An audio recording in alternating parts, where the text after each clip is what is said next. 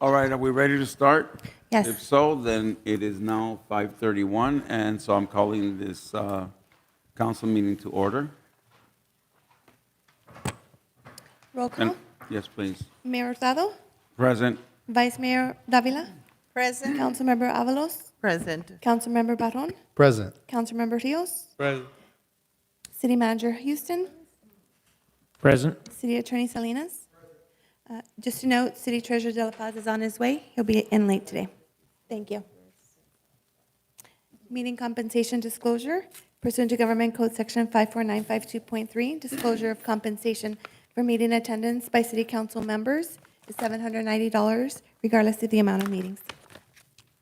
Thank you. The open session agenda, item number 1, please. Item number 1 is the city council will receive a presentation with LA County Fire Department. Mr. City Manager, who's doing the presentation for the fire department?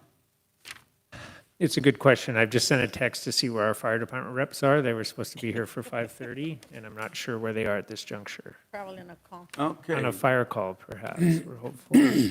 I'll see if I get a response, but yeah. Yeah.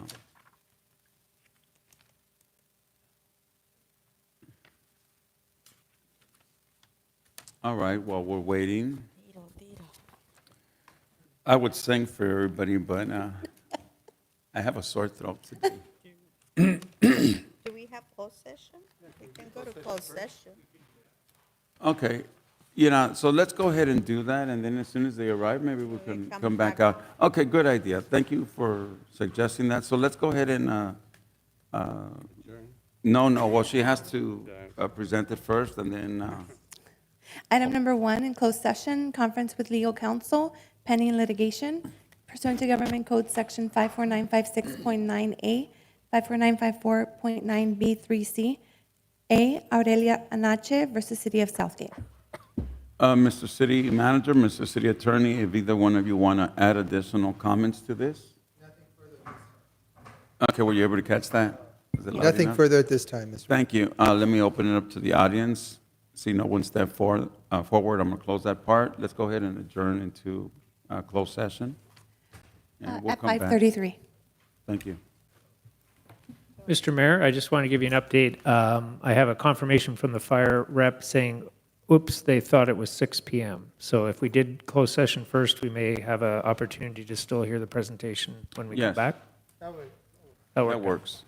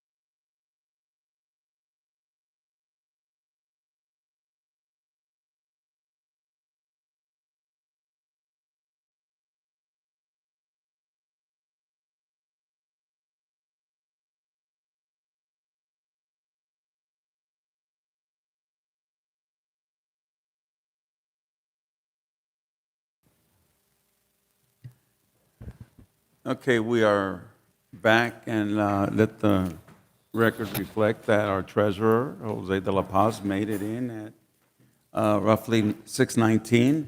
Mr. City Attorney, do you mind giving us a report from what we discussed?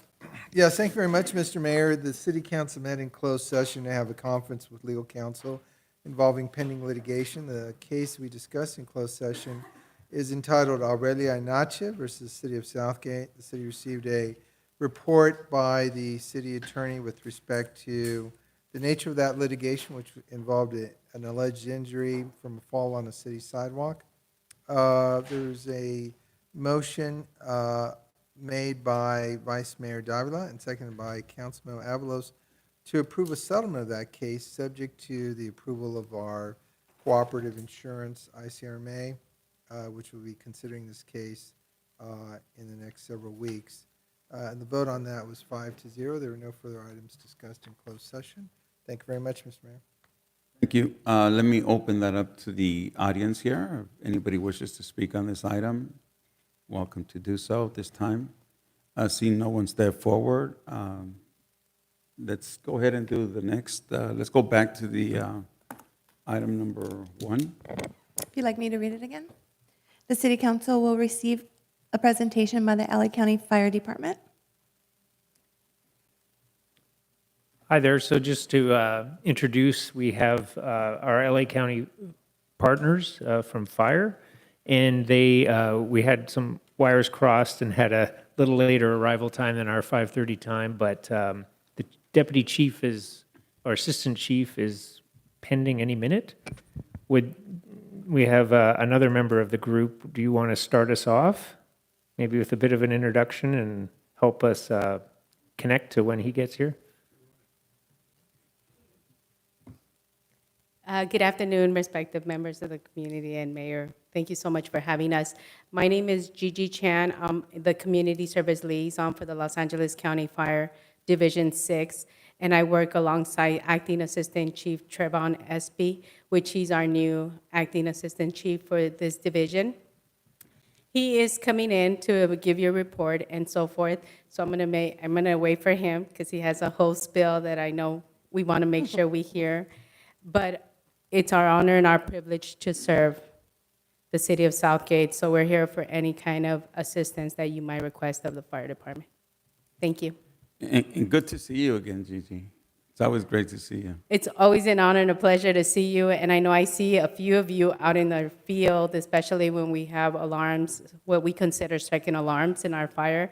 I have bumped into a few members of the council, and you're very much welcome to reach out to me. I'm always there to support and help our communities as well. So my job is to make sure that we're part of the community and offering them assistance, and then letting them know how they could go about after the math of the fire, what to do next. So Yeah, and as you said, right, you're here to support. We also are there to support you. I know that the LA County Fire Department has asked me to go speak on their behalf on quite a few things, and it's always, I block everything else out to go out there and do that because the brave men and women of the fire department are always fighting to protect us, and to not lend support to that is just, I can't think of me not wanting to do that, but I just want to share with you that the council, the city of Southgate really appreciates what you guys do. and we thank you, Mayor, for actually coming and speaking at our CERT classes of how CERT helps and saves lives by being educated and getting that preparation ahead of time. That's crucial and vital, and it's something that the Los Angeles County Fire Department loves to provide, working with the city so that we could be able to coordinate more of those meetings with our team and then support our community and our residents. Thank you. So we're just waiting a few more minutes, right? Yes, for please. the president. I am going to meet him out in the front. I just got an update that he's pulling up. He just pulled up now. Okay, Thank you so much for your time. thank you, Gigi.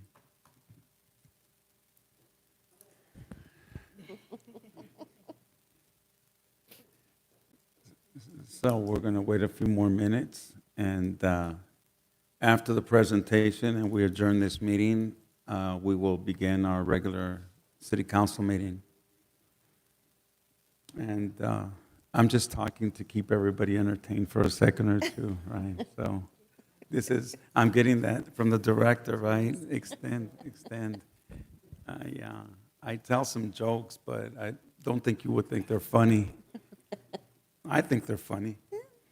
I was visiting my son over the weekend. I had my granddaughter and my son there, so I had to tell a whole bunch of grandpa jokes. And They laugh.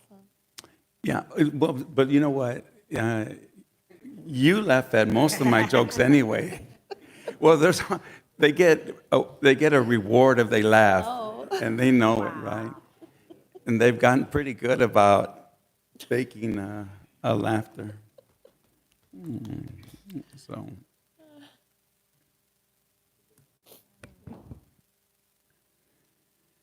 Yeah. You want to hear one of the grandpa jokes? All right. So my granddaughter was eating a Hershey bar. So I said the version of the Hershey bar for my grandson is him, his. Get it? Her, she, him. Okay. And my grandson was laughing, and I said, "Did you actually get it?" He said, "No, but I know what comes after that." So before I left, my granddaughter said, "Okay, what was the punchline again?" I had to buy a bunch of Girl Scout cookies as a result to make up for that grandpa joke. Anyhow. Well, the firefighter probably heard the joke and said, "You know what, I'm not going in there. I'm leaving." Okay, there he is. We've been waiting for you very patiently. Oh, no need to. You have no idea how much you just saved us right now. I was starting to tell jokes, and they told me to stop.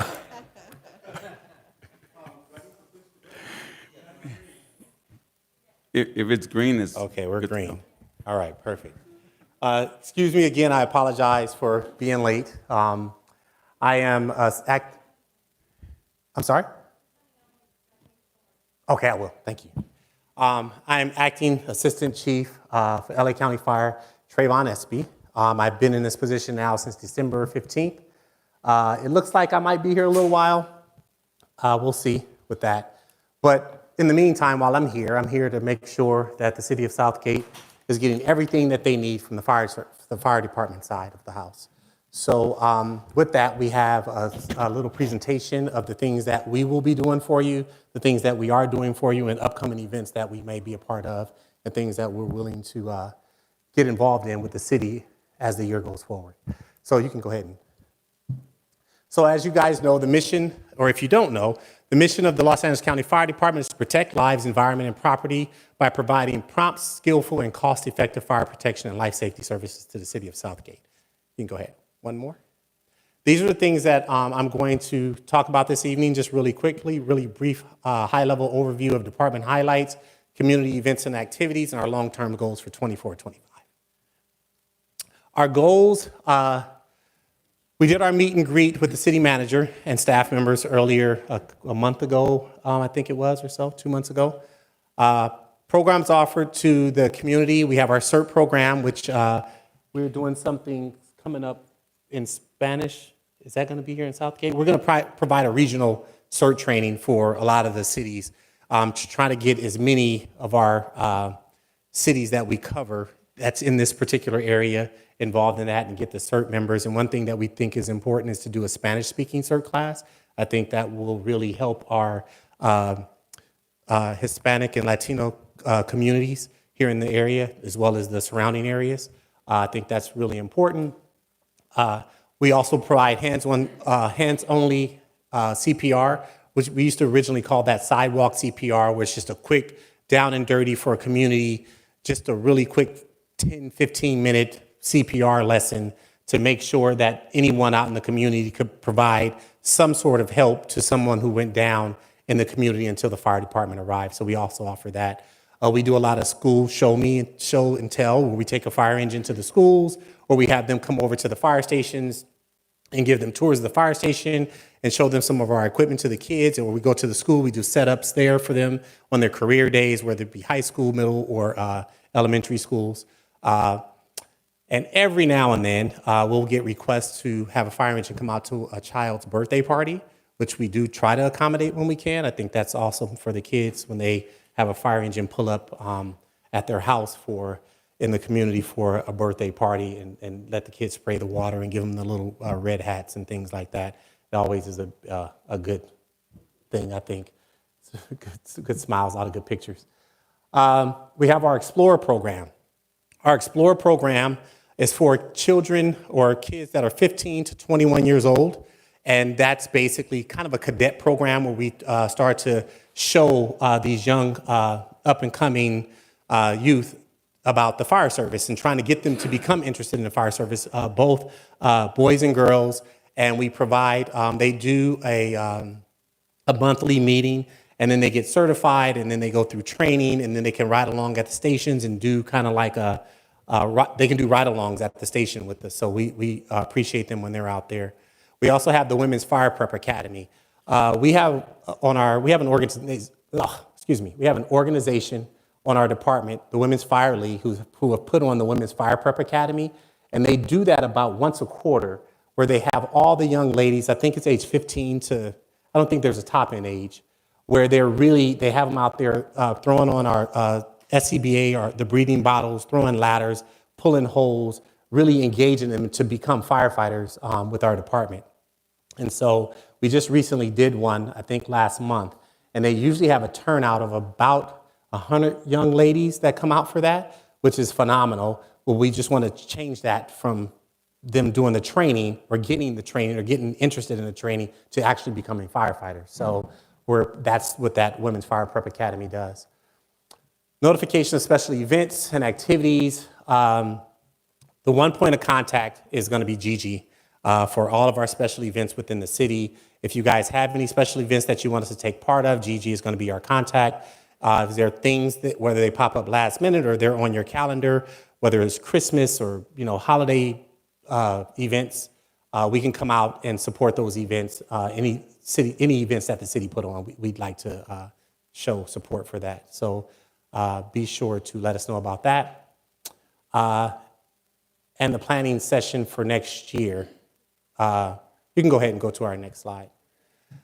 Incidents, this is going to be from basically January 2024 to current day, to the end of March. So far, we've had 53 fires in the city of Southgate. We have done 1,089 emergency medical rescues in the city of Southgate. 8 hazmat conditions with no fire. And they're not necessarily hazmat, but just hazardous conditions. Service calls are like what we call public assist. If someone needs to help off the floor, if someone's car needs to be pushed out of the middle of the street to the curb, or we call those service calls. And with the service calls, we've done 11 of those. Good intent calls, 186 calls. Same thing, that kind of falls under the service calls. Sometimes the service calls can include gas leaks or things like that, where we help a resident turn their gas or shut their gas off. The good intent calls are like those, again, that we help people do all kinds of things, get cats out of trees, or those things that don't really reach the emergent side of the house. And then we had 74 false alarms in the city. One more. So this is incidents by stations that are in the area. As you guys know, you have station 54 and 57 that cover the city of Southgate, and then the surrounding stations that are LA County that are not part of the city of Southgate, but that come in the city of Southgate to help. So 54s is our busiest station. They have run 700 incidents, just about 700 incidents in the city. And 57's next behind that would be close to 300 incidents. 165s is coming to the area with just right around 200 incidents. 16s and 147s both right around 100 incidents that they come in 39s. 39s is down in Bell, the city of Bell, and they come in every now and then, not much. City, this is obviously Station 54 and 57, your 2 fire stations. One more. Long-term plan. So our long-term plan is to provide training to community members, as we talked about the SERV program, Explorer program, all those programs that I spoke about earlier.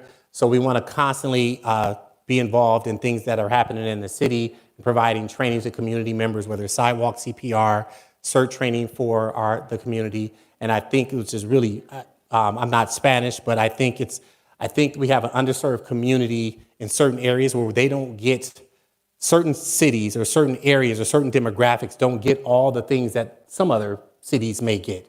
And I think the Spanish community, the Latin community, I think CERT class in Spanish, I think it's really impactful. I think it shows that we are interested in making sure that they get the same level of service that everyone else in the surrounding cities get. And so I think that's really important for them to feel a part of and feel like, if their primary language is not English, that they're still being supported. So that's important to me. Involvement in our planning sessions for the upcoming years, we want to definitely definitely have meetings with the city to make sure we're involved in the planning of things that the fire department's needs will be required for upcoming city events. Participating in monthly or quarterly meetings, us providing or coming to your city council meetings or doing presentations like this, or if something significant is coming about, for us to come do a presentation for you to let you know things or ideas that have come up for us, so maybe we can provide for you, or maybe some things that you have for us that we could provide for you. We could have those quarterly meetings. If there's anything, not just about events, but if you have any issues, if there's anything that comes up as it relates to plan check, fire prevention, let's say our service is slow or something is not getting moved down the pipeline like it should, please contact me. Or if there's something that's kind of something that's happening consistently, I would like to have a sit down and bring in the people from fire prevention or whatever unit in our department that needs to be brought in, so we can have a collaborative meeting as to finding out where the bottleneck is, where we can continue that service to make sure things are running efficiently and smoothly. I think we all know time is money, and when you have developers and businesses and vendors that are trying to get something accomplished and it's being held up on someone's desk, it can cost a lot of money. So we want to make sure we alleviate that any way we can. We're going to provide communication to city officials in a timely manner. I have Rob on a text message chain that if there's anything that happens in your city of any significance, there's certain level of calls that come to me. If there's any kind of fires, and when I say fire, it's not all fires. If there's a small trash can fire, those things from the station don't come up to my level. But if there's a significant fire in your city or a significant emergency, an incident, a vehicle accident, if there's a fatality in the city, if there's something that is newsworthy, we don't want you to be at your home watching something on the news that happened in your city and you have no idea what's going on. So I've been working really diligently with my battalion chiefs, and they are to inform me. I have them inform me about everything. Trayvon, do you mind one quick announcement? Oh, yes. Yes, because I see we have some community members, but I'll make the announcement for the Spanish translation. Si necesitan traducción en español, hay audífonos en la parte de atrás. No, I think they moved. ¿Ya tienen sus audífonos los que necesitan traducción? Levanten su mano si ya lo tienen. Okay. All right, thank you. Okay. You were on a roll, but we Sorry, needed no to make problem. sure. Just interrupt me. I was already late. I can't, So again, anything that happens in the city, I have the battalion chiefs inform me of everything. They don't inform me of medical calls or typical chest pains or shortness of breath, or if someone twists their ankle playing basketball. That doesn't come to my level. However, I don't want to bug you guys with all those, as you know, we've already run 1,000 calls, medical calls in your area. Those things are not, unless it's significant. If it's newsworthy, if it's something that news media, social media, something that's significant, any big fires, I'm going to absolutely inform Rob as soon as I get that information. And I've also would like it to be a two-way street. If something just pops up, because sometimes social media beats us to everything, and people on the scene with their phones and their cameras, and they post it on social media, and we haven't even wrapped the incident up yet. And so typically, when the incident is closing, is when I let the battalion chiefs work while they're working. And when you guys get a second to settle down, then go ahead and send me the information. Any second alarm fires, I actually go out to myself. We recently had a fire not too far from here, a second alarm fire in a strip mall. And I responded out to that fire. We had the news media there. We notified all the people that needs to be notified. Things like that, you're going to absolutely know what's going on. And then if you some of you may show up on scene, please come to the command post and make contact with me. And I can bring you in and we can shoulder to shoulder have unified command, and the things that you know that the city may need that may be off my radar, things that I'm not particularly thinking about. I'd like to have that shoulder to shoulder contact so we can make sure that the city is getting everything that they need to have on their end while we're managing the incident. So I think that unified command would be great.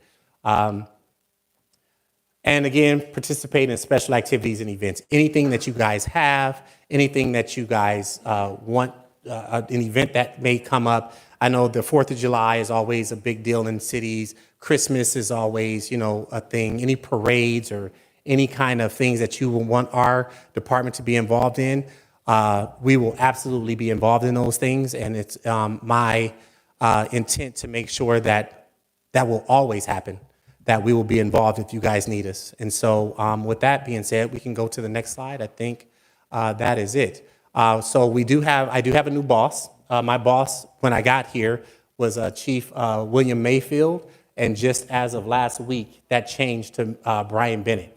And so Brian has been working with this department a very long time. And he is very supportive of what we have here in Division 6, which is Battalion 13, which is, you guys are part of Battalion 13, and there's Battalion 20 out on the Inglewood side, on the other side of the 110 freeway. So I have both of those areas that we call Division 6. So he is now over our central region, which is a huge area.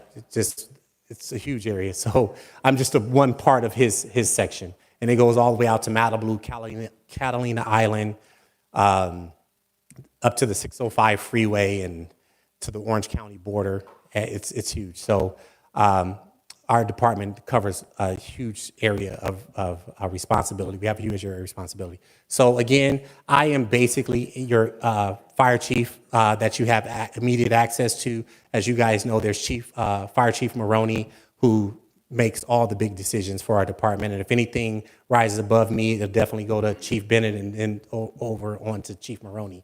And then, of course, any events and any things that that you guys need right away, or things that you guys have planned, please contact Gigi Chan, and we are here for you guys.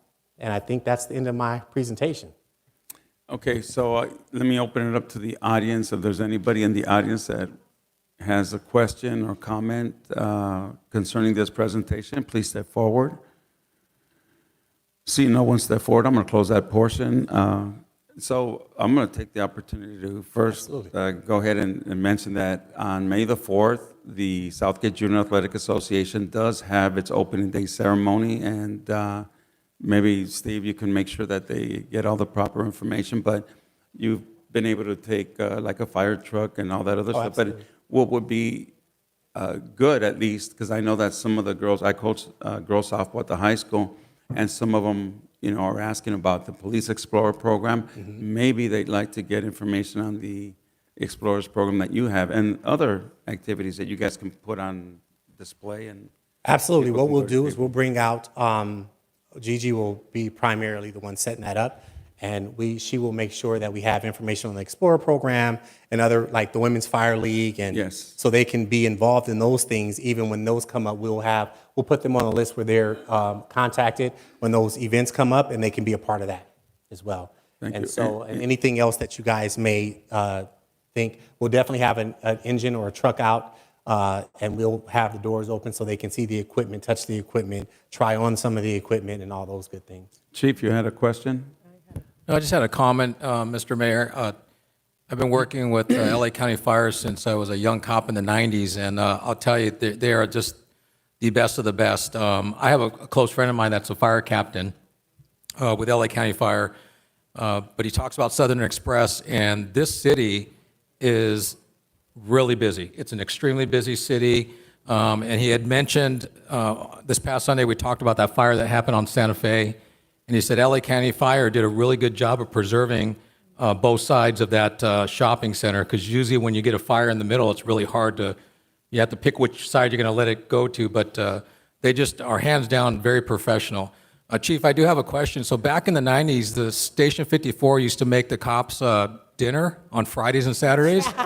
And we used to get the, sit in the lazy boy chairs and watch the fights when they were on. So I was just wondering, maybe we can That's make, still an open invitation. can we bring that back, sir? Absolutely, that's still an open Thank- invitation. Send them all over there. They'll Thank be you. happy to have you guys. You guys are the best. I Yeah, appreciate thank your you. service. I do appreciate you mentioning the fire on Santa Fe, because as I got there, I became the incident commander, and the decision had been made that they were going to make a stop on that. There was 15 units in that entire mall, that strip mall, L-shaped strip mall, and because it started in the center, and it has a common attic, which means it's open. So once the fire gets in the attic, it could just run over top of every store, over the top of every store in there. And they made what we call a trench cut, which is basically a cut on this side and a cut on this side. So when the fire hit it, it comes out the holes, and then they put water in those holes so it didn't go past the trench cuts. And then we brought in our excavator from Pacoima, because the facade poses a lot of danger for us. Those unsupported facades where the signs are, when they're unsupported with pillars, when fire gets in them, they fall. And we've had firefighters killed in the past because of those. So it made it hard for us to make entry to fight fire interior on that. So what we did is we brought in an excavator to basically pull that facade down so we can get into the fire behind the facade. And it was able to save all of those stores. And so that is a unique, I think that our department, and I'm not biased or anything, but our department is top tier. And the resources that we have, most departments do not have. I think we are the second largest department in the country with 177 stations. I think only New York beats that with 255 stations. And they cover the entire state of New York, where we just cover the county of Los Angeles.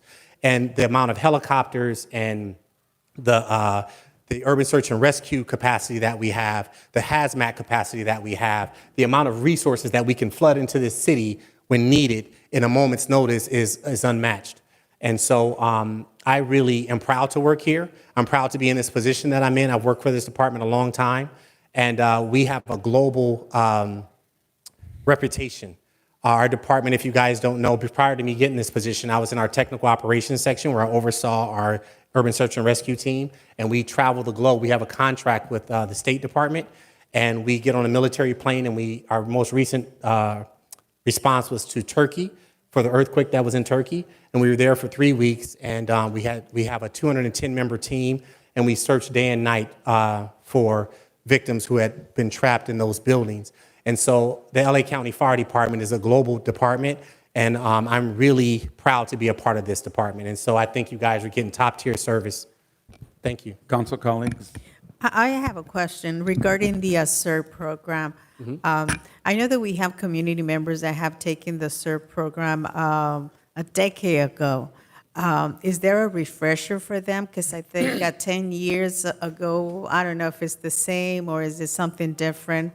We need to Is- do a refresher, yes. Okay, because I know I took it about 15 years ago, something like that, but Yeah. I would love to take it again, because I know that it really teaches you a lot.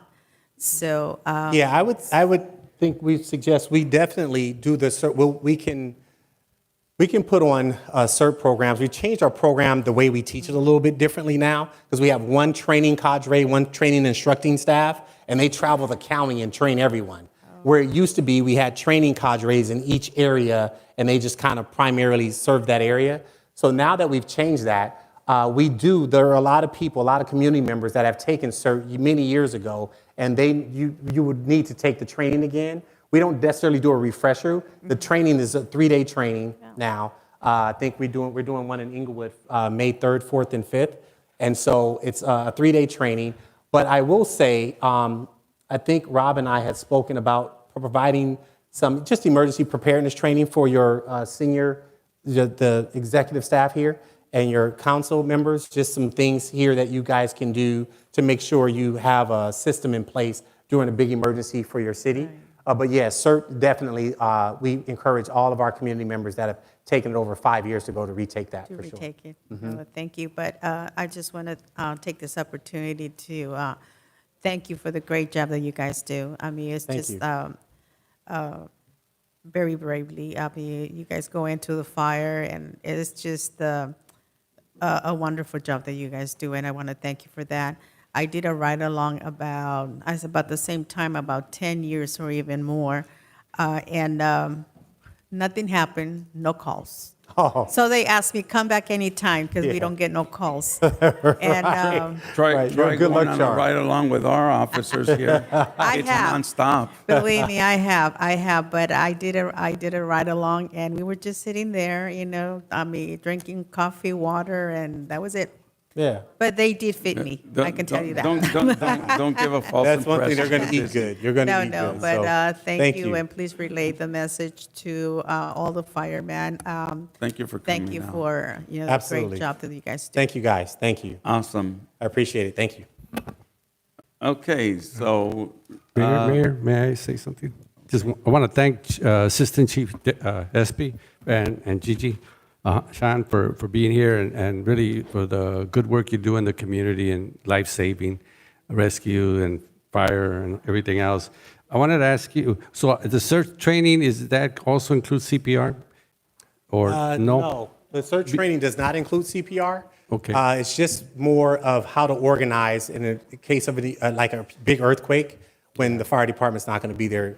No, because I'm thinking of the organization ourselves here, that I know I was certified many years ago, but I think it's important for us to kind of get the certification so that in case we run into a situation that we might have to respond. So I think that may be something that some of our staff might want. The other thing I was going to ask you along my neighborhood, and I know hazmat, but sometimes there's an odor in the air. And I know that a lot of residents think it's chemical, but we don't know where it's coming from. Is there anything in your office, because it comes and we know that everybody goes indoors, and it permeates the area and it's once a month or so, but so we don't know where it's coming from. So I can't really speak to that personally. I haven't had any complaints or anything that came my way as far as odor. But if you can give me like a kind of a major cross street section, I can look into it and see if there's something that anyone's aware of.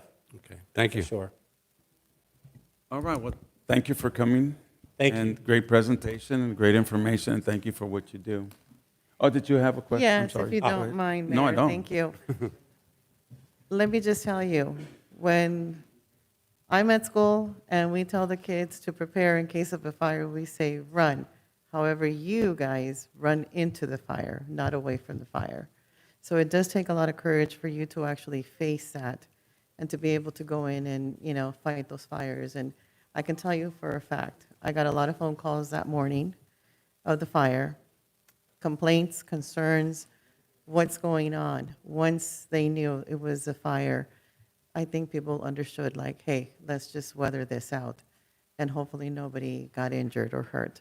So I commend you as well as the organization for being able to bring in those resources that are desperately needed, especially in a time of need.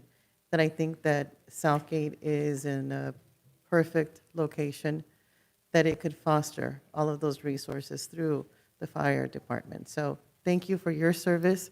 Thank you to all the men and women who are within the firefighter department that are doing their job day in and day out. And they do put their lives at risk as much as our police officers, because sometimes you might go into a fire, not think anything of it, and have it really just explode and hurt those. I mean, I think we've learned a lot through 9/11 that, Yeah. when people were running, they were running in, and very brave women and men, souls that go into the fire to make sure that our communities are safe. So heartfelt gratitude. Thank you. Thank you. Thank you so much. I'll definitely pass that on. Thank you.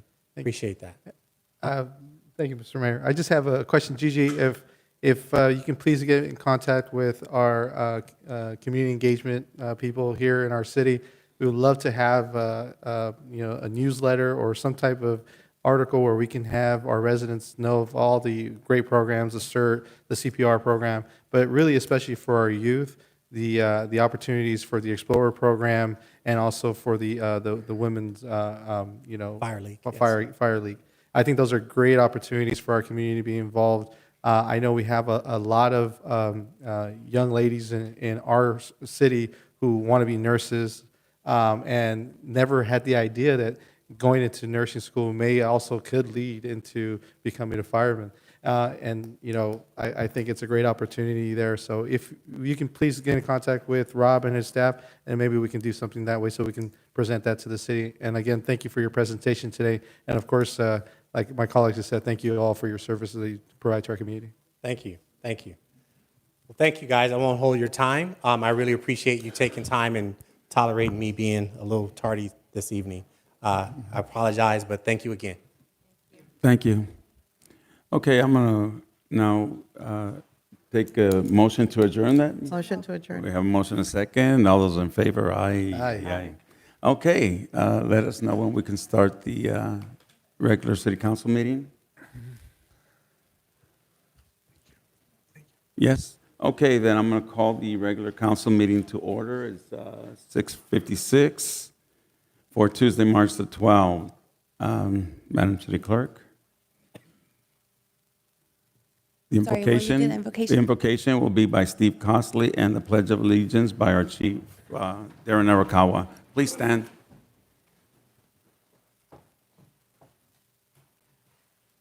Ladies and gentlemen, please bow your heads with me.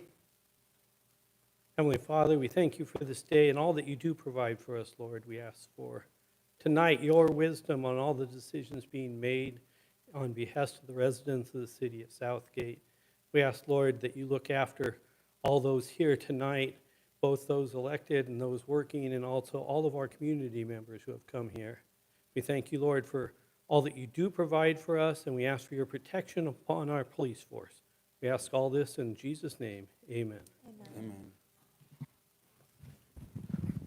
Please join me in the flag salute. Place your right hand over your heart. Ready? Begin.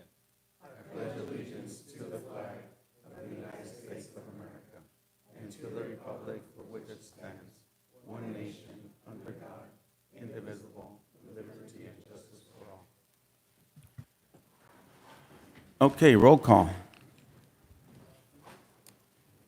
Mayor Hurtado, Present. Vice Mayor Davila, Present. Councilmember Avalos, Present. Councilmember Barron, Present. Councilmember Rios, Present. City Treasurer De La Paz, Present. City Manager Houston, Present. City Attorney Salinas. Present. Okay, we don't have any public hearings, and we're going to take comments from the audience. Did you want to I'm speak so first? sorry if I can read the meeting compensation disclosure. Oh, my bad, go ahead. Pursuant to Government Code Section 54952.3, disclosure of compensation for meeting attendance by city council members is $790 monthly, regardless of the amount of meetings. Thank you. Thank you. Did you want to, go ahead, Rob. Thank you, Mayor. I just wanted to welcome everyone in person at the chambers right now, but also welcome those that are watching through our video streaming service now on the web, both live and then it will be recorded and be on our website, on our YouTube channel. So welcome. And with that, I just want to mention we are going to try to learn how to be visual in this new world. And to start us off, I believe our Public Works Director, Arturo, not at this moment, but when he gets to the point of his update, has provided some photos of some of the project updates to show what it looks like, where we haven't done that in the past because we've been on only audio. So allow us to learn and test as we're going. There's an example actually on the screen, but he'll get to that later. But I just wanted to welcome everyone, both in person and then on video, to our new world. Thank you. Okay, but before we go to our department heads, we're going to open it up to the audience first. Anybody in the audience wishing to speak on any item which is not on the agenda, please step forward. Yeah, if you can just form a line on this side.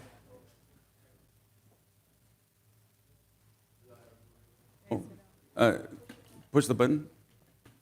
Hello? Okay. Hello, everybody. My name is Elder Arambula, and then I'm a boxing and fitness instructor, and then I'm also a professional boxer, and I work for LA County temporarily, and I came to speak on a few things. Long story short, I got my phone stolen on February 29th, and on February 29th, I later on tracked my phone, and it took me to Southgate, and it was at an apartment, and it was on Pine Place. And after that, I went to go track my phone inside the apartments, and then it took me to room 202. And it was two guys that recently had stolen my phone at a press conference where I was at. And I called the police, and I made a report. And I made a report, and then after that, these two guys that had stolen my phone, they refused to give me my phone back. And then after that, I was calling the police in the meantime while I was trying to get my phone back, and they let me in. My friend was with me as well, and they started acting violent, and then the police didn't want to show up.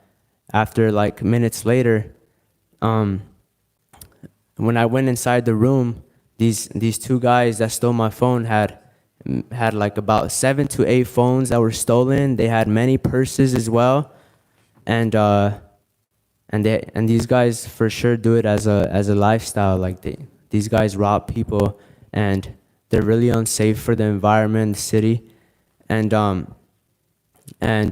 from there, the police finally came down, and they decided, they asked me and my friend what happened, and after everything that happened, I explained to them, and they decided not to investigate or go forward with it. After I showed them that these two guys had stolen my phone, and I did all the work, I showed proof that my phone was there, and they still decided not to do anything. And this officer's name is Jay Gonzalez. His name is Jay Gonzalez, and he decided not to do anything after I showed him all the proof, and he also lied to me and my friend, saying that he investigated and he went inside the room and looked for my phone, but it wasn't true. It turned out not to be true. And after that happened, another officer came, and I believe his name was Gonzalez as well. How was his name? Jay Gonzalez as well? Yeah, his name was Gonzalez, and he asked him as well if he had like investigated and went inside the room after they had consented that they wanted us to go inside the room to look for the phone, and it turned out to be that he lied as well. And that's pretty much it. And I just wanted to speak out on this because like the police isn't taking any action, and I think like our society and these two people are making our society worse, and by the police not doing their job, I don't think that's right for them to do that. And yeah, that's pretty much it. Yeah. Thank you. Thank you.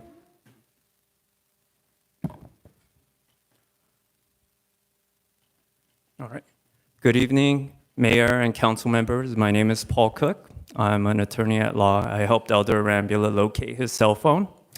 After we located the cell phone, they wouldn't give it back. I was there. I was a witness. We posted photos of these crooks. I believe Southgate is a safe haven for Colombian criminals. That's what it looks like. You guys are protecting these criminals. We are working very hard. Elder was working 16 hours a day. He lost 2 days of work because his cell phone was stolen. When your 2 police officers came over, Jay Gonzalez said, why are we looking for the cell phone? And he said his cell phone wasn't there. We showed him the location. He's like, you guys can't be in this apartment. Everything about him, he had to be the most incompetent police officer I have ever seen in my life. And then I said, well, why aren't you asking them to give back the cell phone? And eventually they said, well, they don't want to give it back, but they let us search the apartment. I'm like, well, why didn't you go search it? That's a consent search. They're like, oh, we don't do that. And they lied to Elder. They said, oh, we did search it. And the partner said, no, we didn't search it. So, this is just ridiculous. Your police chief, Arakawa, makes $460,000 a year. That's $500,000 a year. Ladies and gentlemen, he makes $500,000 a year for this to be happening in this city. Did you know the LA police chief doesn't even make that much? He makes probably about $350,000. This is corruption. $460,000 a year is total corruption for police officers who are not going to investigate, who are not going to press charges. We did all the work for them.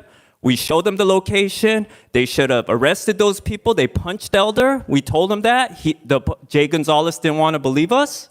You know, I mean, what is this? This is the narco city now? Is this the city where Venezuelan criminals and Colombian criminals can come? And in that same apartment, the residents told us there were other Colombian criminals that got arrested not too long ago. Okay? So we need to do something about this, especially when he's making $460,000 a year. That is corruption, okay? That's total corruption if you guys are gonna be this incompetent. He is the most incompetent officer I have ever met.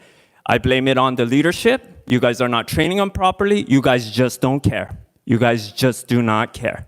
And that is terrible, okay? And you guys deserve to be shamed about what happened. We did all the work for you guys. All you had to do was arrest them. Consent search, there was enough to get a warrant.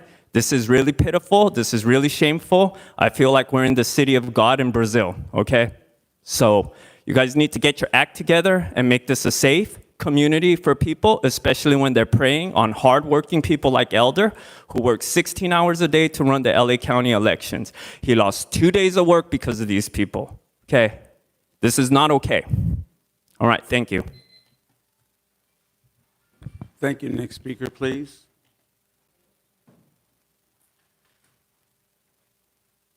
Hello, Lisette Ruiz, and I live on Kaufman Avenue. And good evening, council, and everybody here present in the chambers. I'm here to express my disappointment with the change that the city council meetings are going to be run now. It's pretty much one step forward, two steps back. You know, we're finally getting these visual abilities to see what is going on. Unfortunately, now we are losing our ability to participate remotely, which I think was very beneficial for civic engagement, which I think we should all strive for. I think, you know, this is just, you know, it's going to be a new era where people aren't going to be able to participate. And as much as, you know, there's folks that call in, you know, and sometimes, you know, say bad things about certain individuals in the room. Unfortunately, like, you know, you've said yourself, Mr. Salinas, you know, it's their freedom of speech and they have a right to voice their opinion. And that same way, you know, we're going to lose, I think, valuable opinions from a lot of residents. You know, maybe there wasn't a lot of participation at every meeting, but when there were important topics, you know, as many people as there were here at Chambers, there were a lot of people online, and we are going to be losing that. And I think it's very unfortunate, as, you know, as much as those days went on long, I think it's your responsibility to hear everybody out. That's why you all were elected. And this is, like I said, this is very disappointing. I myself was able to participate. You know, I know you guys remember me calling from a plane once. And it was, you know, and it's because I care, because I want to know what's going on in my community. I feel like I have a very unique perspective as an environmental scientist who's worked on remediating contaminated sites. I feel like I'm able to give you guys that information whenever there's something like that affecting our community. And frankly, I mean, if I don't have a babysitter or if she's sick, like, I'm not going to be able to participate that way anymore. And I expressed my concern online about sending in written comments, because when I've done so in the past, one, they're not always read, and two, they were always summarized, which I did not appreciate, because we spend a lot of time writing those things out, writing those emails out, and for them to be cut short and not expressed fully, I think is, you know, it's not right. So, thank you. Thank you. Thank you. Next speaker, please.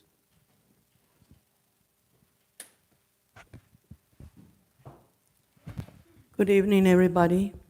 My name is Maria Valdez, and I'm a resident of the Holy Dale Apartments in Southgate. They're on 12222 Garfield Avenue. I live in apartment 217. It's a complex for senior citizens. I'm 75 years old, but my complaint is that most of the people there have Section 8. Very few people don't have it. I don't have Section 8. But every time they have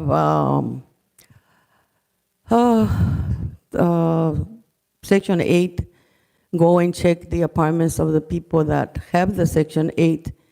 They have complaints like most people do. Something breaks down, refrigerators break down, stoves, blinds.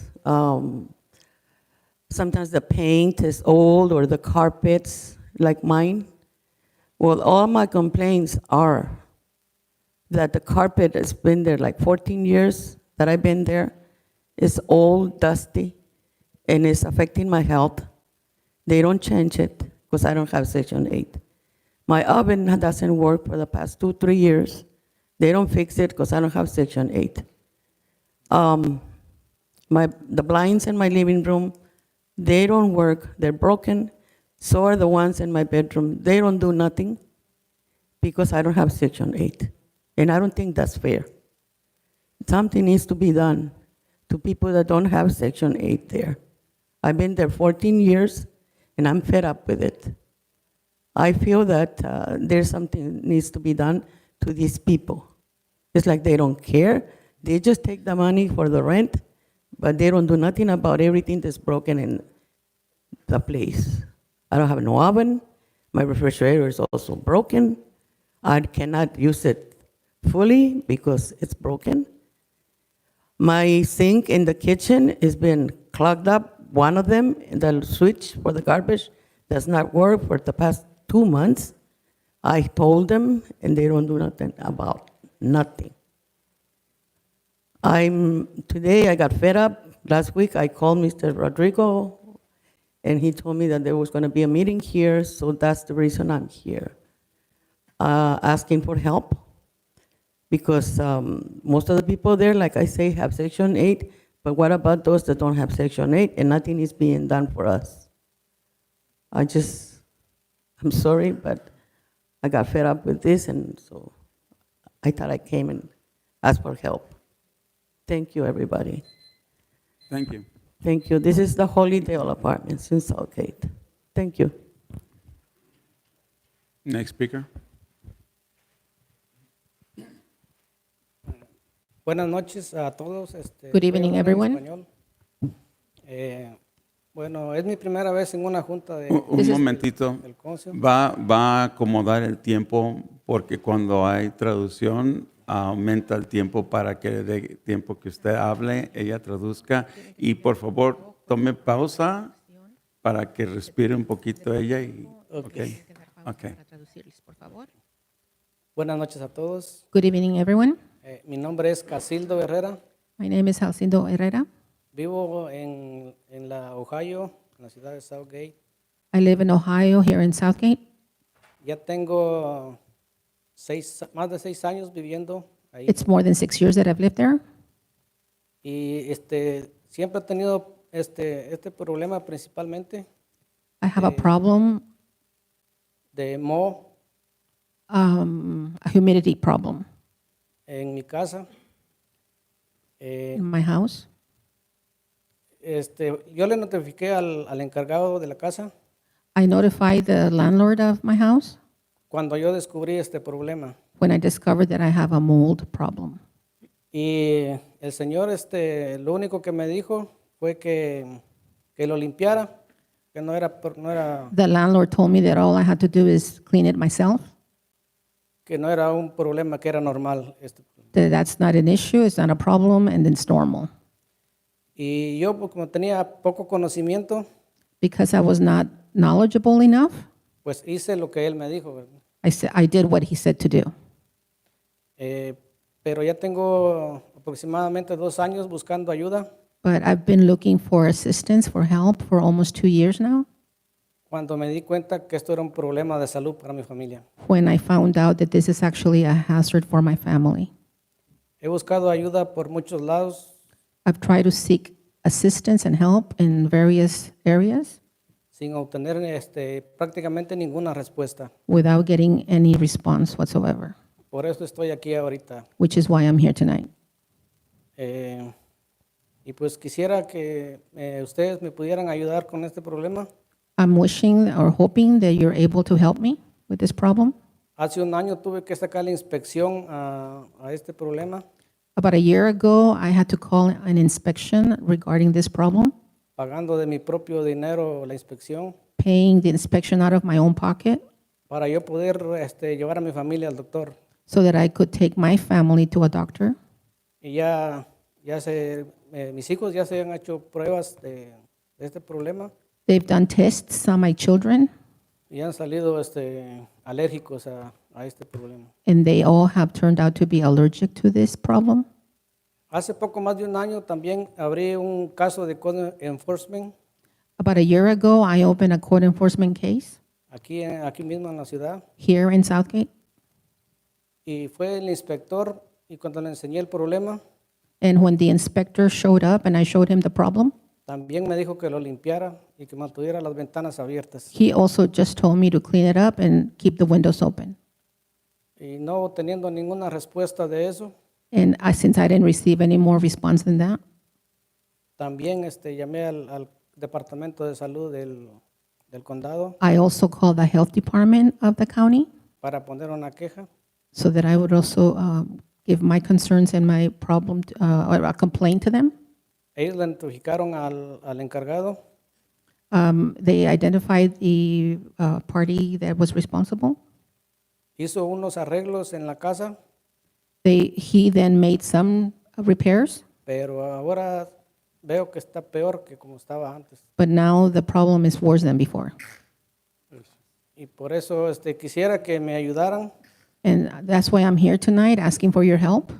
porque según tengo información de que ayudan primero a los de sección 8 que a nosotros, ¿no? Yo no tengo sección. I understand that you first help the people that do have Section 8, and we don't have Section 8, but I am seeking your assistance. Y debido a que tengo ya mucho tiempo con este problema, And since I do have a long time already with this problem, quisiera que por favor me ayuden. I am asking please for you to help me. Y son más problemas, pero este es el más importante que me preocupa más a mí. And I have other problems too, but this is the most important that I'm more concerned about. Esta persona cuando va a arreglar, por no pagarle a alguien, él va a arreglar This person that owns the building, or when he's going to repair, but in order to not pay, y deja las cosas mal. he himself leaves everything not really resolved. Y aparte de eso, se tarda mucho tiempo para arreglar una cosa sencilla que podía And hacer. he takes forever to repair a small thing. A veces ha arreglado tubería, At times, he's fixed some of the pipes, se dura 2 horas and he takes about 2 hours. para que el siguiente día otra vez esté igual el problema. And the next day, the problem is at the same. Y ya cuando él no mira que no lo puede arreglar, pues ya tiene que llamar a alguien que le vaya a decir. Once he sees he cannot repair what the problem is, then he calls for someone. Por eso les pido su ayuda, por favor. That's why I'm asking for your help. Thank you. Next speaker. Good afternoon. My name is Moises Lopez. I live in 8976 South Hunt Avenue, Southgate, California, 90240, 2890280. And like the gentleman was saying earlier, that he has problems with mold in his house, I'm having the same issue. About 2-3 years ago, I addressed it to the landlord. He said that it was due to humidity. And he really got upset, saying that we were not clean, that we were, in other words, that we were just filthy. I speak for myself and my wife and my son. He got into an argument with my wife and was very disrespectful. Now, he recently passed away, but his mother I don't know if it's his mother or his son, Rafael Postigo, that took over, but I recently had this problem where I lived there about 8 years, and recently the sink got clogged. So the repairman came, he changed the pipe, and I addressed him again about the mold. There is no extractor in my home, and my walls are getting filled with mold. I cleaned it because they say that it's due to that we're not sanitary, that we're dirty, and I just don't like the way she's been addressing to me. That's the mother of Rafael Postigo. She gave me two options the other day. She gave me the options that she's gonna come, send her son and the contract and the workman to give her an estimate about the mold buildup, and she was giving us two options. She was giving us the options to either vacate the premises or pay for the repair, which I found it a little harsh. Other things too, like the other day the neighbors were having a party, and after 11 o'clock, they still had the music. I addressed it to her. She said that that's not her problem. I addressed the mother of Rafael Postigo. She said that I had to call the police, that she couldn't do anything about that. Then I had, in that same night, at that party, one of the people that was there threw up in front of my unit, which I also addressed her about it. I'm asking for help because I really don't, the situation is really bad, and I really don't have the money to just vacate like she wants me to. Sir, thank you. Your time is up. I'm sorry. But we did get the information, Thank you. and we'll probably address it to some degree after all the speakers. Thank you have very spoken. much. Thank you for your comment. Next speaker, please. Good afternoon. I believe the city of Southgate deserves renters' rights, like a lot of people here before, and myself have suffered with fixing my own apartment out of my own pockets. I don't believe that's fair. I pay rent just like everybody else. The windows are messed up when it rains. I get the water from outside. The boiler doesn't work. I've been showering with cold water. The carpet hasn't been changed in about 14 years. There's this hole in between the living room where it hasn't been patched up with carpet, and I can easily sprain my ankle, and it's gonna be at my fault, not at the landlords, because they don't recognize that as a hazard.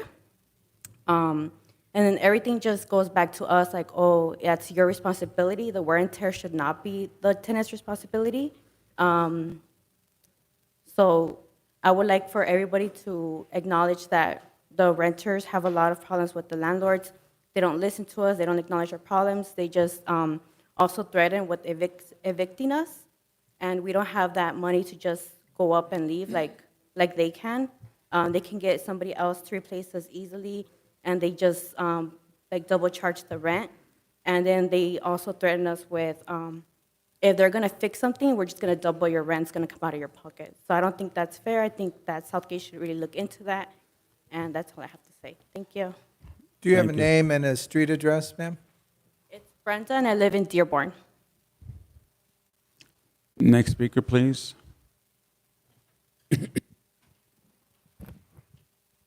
Hi, Armando Velasquez, Independence Avenue. First thing, congratulations on the video and making yourselves available to YouTube. I want to give a shout out to your social media team who has been advertising the council meetings through your social media pages. I think that's very important, and I think it does make the meetings more accessible as far as letting people know. Having that visual is an important thing as well, and I think that's going to create also, whenever someone logs in, if you're on break, they will know you're on break, and if you're not on break. But I do hope that, and I'm going to reiterate what you said, Mr. Houston, is that you're always working on improving things and being and making things more accessible for the community. And so I do hope, a few things is that I do hope that eventually you do bring back public comments from people who are in remote areas. And I'm thinking about individuals who cannot make it to your council meetings, whether it be someone who's maybe working at a shift and maybe is using their break. It could be a parent who simply can't leave their house, and others. So I hope that down the line, the city can invest in a feature like that. And just one minor thing that hopefully maybe could be implemented soon is that maybe if you could also implement streaming on your Facebook page. That is a much more commonly used social media than YouTube. We'll take YouTube, obviously, but I think Facebook is a far more effective tool, much more accessible tool, and a tool that's most used by more of your Southgate residents. So that's just my opinion on the video, but outstanding job with the social media and on the YouTube channel. So that's awesome. Other than that, just a few announcements now, putting on my Kiwanis hat. We do have some events coming up. Obviously, an invitation is always welcome to those in the Southgate community. We did have a bingo night scheduled for tomorrow. Unfortunately, that had to be postponed to April 10th because of a breakout they had at the Greenfield Care Center. So you'll hear more about that later on. This Saturday, we'll be teaming up with the new Southeast Los Angeles Kiwanis Club at the LA Riverbed Cleanup from 8 to 11. That is a joint project with the City of Bell and the City of Cudahy. The Southgate Club has decided to make our official Kiwanis cleanup this event in support of our new Settler Club. And also, a week from tomorrow, we will have our other bingo loteria night, but this will be at our usual location, the Southgate Senior Villas, right there on San Antonio and Tweedy.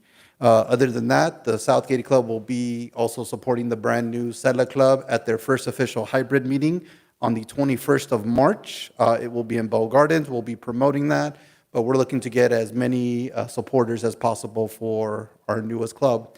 And you'll soon be hearing more about another club that we're going to be building, but I'll say that for another time. Thank you so much. Okay, seeing no other speakers, I'm going to close the audience portion. And so I'm going to go around the table, and I was going to start. Oh, yeah, you did have one email, right? Is that correct? And again, I'm going to bring that up here, that you two need to put yourself on a 3-minute when you're reading the Item email. number 15. Huh? It's not for public comment. It's Oh, it item isn't? 15. Oh, okay.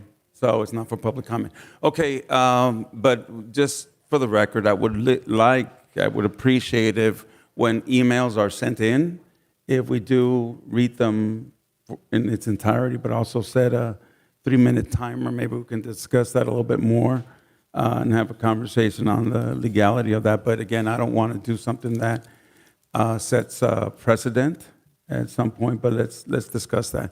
Okay, so when we go around, if you can touch, we really, just for the edification of those that are here and those that are listening, when public comment is taken on things that are not on the agenda, we really are prohibited from taking any real serious action because it's not agendized, but we can probably give a recommendation, take information from you, and try to provide some assistance.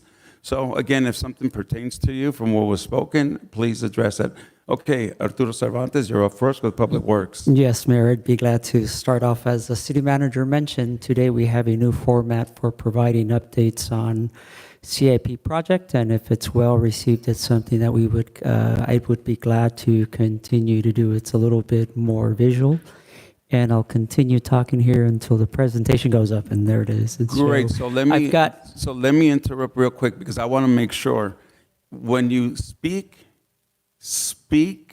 where everybody can understand, because a lot of people don't know what CIP means. Got it. So please be clear for. Got it. I'll speak as plain as I possibly can and trying to explain some of these projects. So tonight I have an update on 4 projects for you.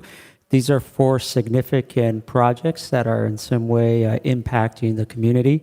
The first project is the Long Beach Boulevard Complete Streets project. The purpose of this project is for pedestrian, bike, and motorist safety, as well as improving traffic circulation and fixing the street. And so improvements are of the type like repaving the roadway, sidewalk repairs, we're constructing roadway medians and landscaping, sharrows, and other. The project is planned for completion in June of 2024. As you see here, the project is currently under construction. The medians that had been a concern are being filled. They will be completely filled by the end of this particular week. Next slide, please.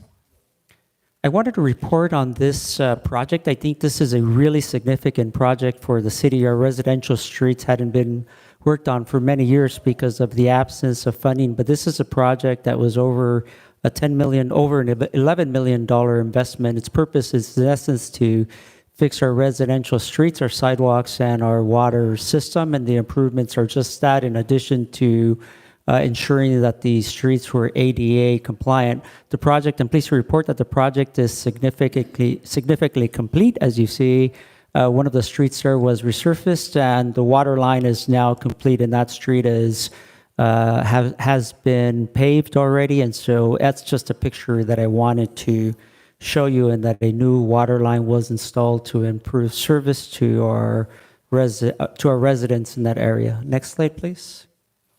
This is the Garfield Avenue Complete Streets project that is also under construction, similar to Long Beach Boulevard. This is intended to improve pedestrian, bike, and motorist safety and fix the rest of the street.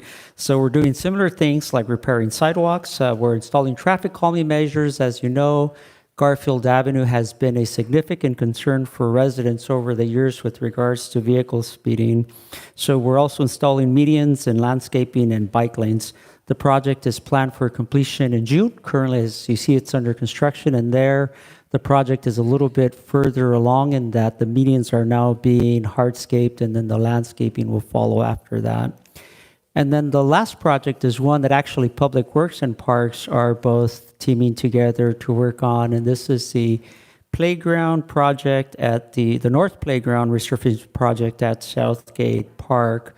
The project, we delayed start of construction for some time because of some procurement issues, but it's now underway. The removal of the existing turf has been completed. The next step is to grade and then to resurface the playground.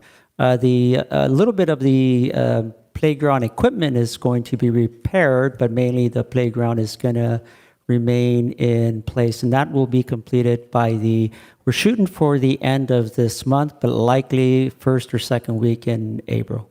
And that concludes my report. Thank you, Steve Costley. And it looks like he took a little bit of your thunder, but maybe you can provide some lightning on that, right? That. I always have thunder. That's And all it's right. March. It's Azalea Festival month. So we've had Azalea Festival started. Our first major events were last Friday.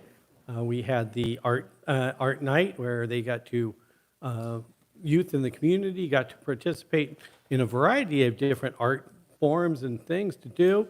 We had different booths out in the auditorium. This is about our 12th annual art night. So a very good night of fun and stuff for that for the kids. We also had performance art up on the stage. So a really good night altogether. On Sunday, we had our karate tournament. That was well attended, and we had some great championship fights there for that. Upcoming, our carnival begins this Thursday. Carnival schedule for the week is Thursday is 5 to 11, Friday is 5 to 11, Saturday is 2 to 11, and Sunday is 2 to 11. So looks like it'll be beautiful weather, no rain, yay. And so another good 4-day carnival coming in for the Azalea Festival. And then last couple things coming up, we have a comedy night, a Miss Southgate night, and then we have a Easter Fest coming in.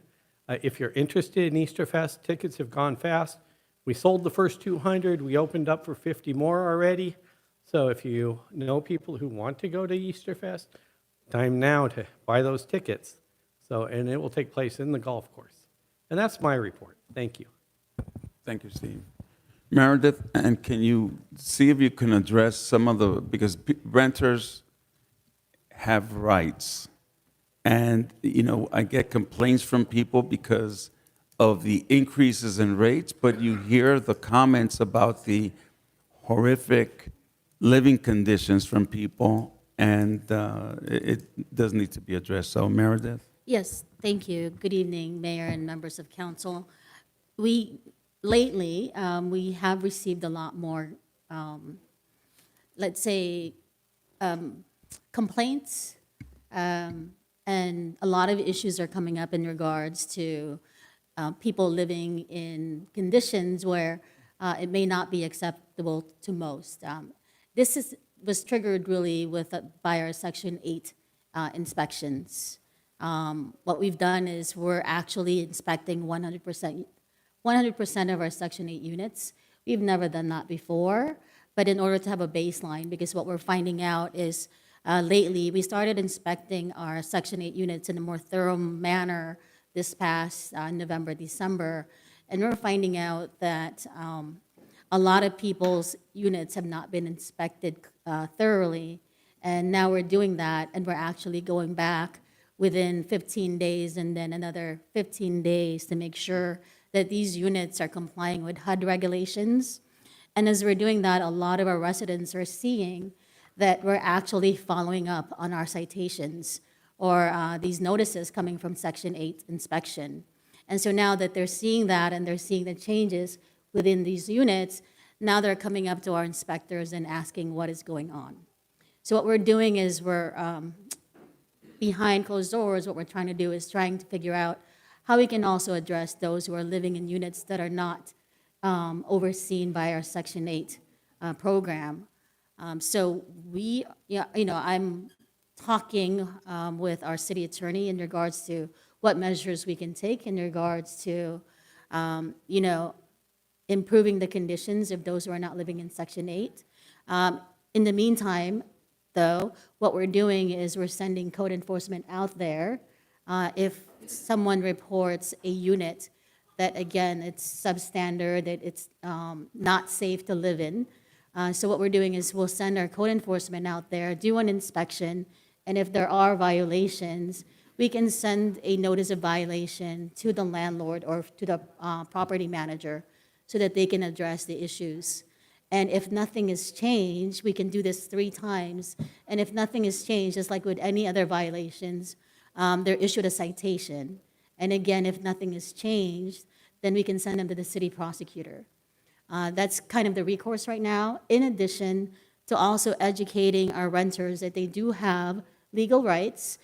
We provide them with fair housing information, and we also provide them with legal aid information so that they can find out about what's available to them when it comes to legal rights. And what we're also trying to do in the near future, hopefully by this summer, is to have an open house with both the renters and landlords to provide them with information on what kind of rights they have as tenants, and then also provide landlords with the information on what we expect from them when they're renting to tenants here in our city. So those are the plans that we have that we're trying to move forward. It's quite busy right now, but we're taking small steps to get to those. And I've also given the speakers my business card so that I can also talk to them directly to address their problems. Thank you. Yeah, and one thing that I know that I've heard from some people is that when they report a complaint, that the landlord wants to increase the rent. So I want to make sure that that kind of nonsense doesn't take place. Okay, here we go. Wendy? Good evening, Mayor, council members. Not this Thursday, but next Thursday, March 21st, from 9 a.m. to 2 p.m. in the council chambers. We'll have our last LIWOP, which is the Low Income Housing Assistance Program event is scheduled on that day. So we're asking that residents either stop in, they could drop off an application. Between now and the 31st, they could drop off an application to qualify. This is for your water and sewer bill. And on March 31st, that program is set to end. So we're just encouraging them to either come by on the 21st or stop by anytime at the city, fill out an application, drop off all the paperwork. We'll guide them through that to get that into the agency. Thank you.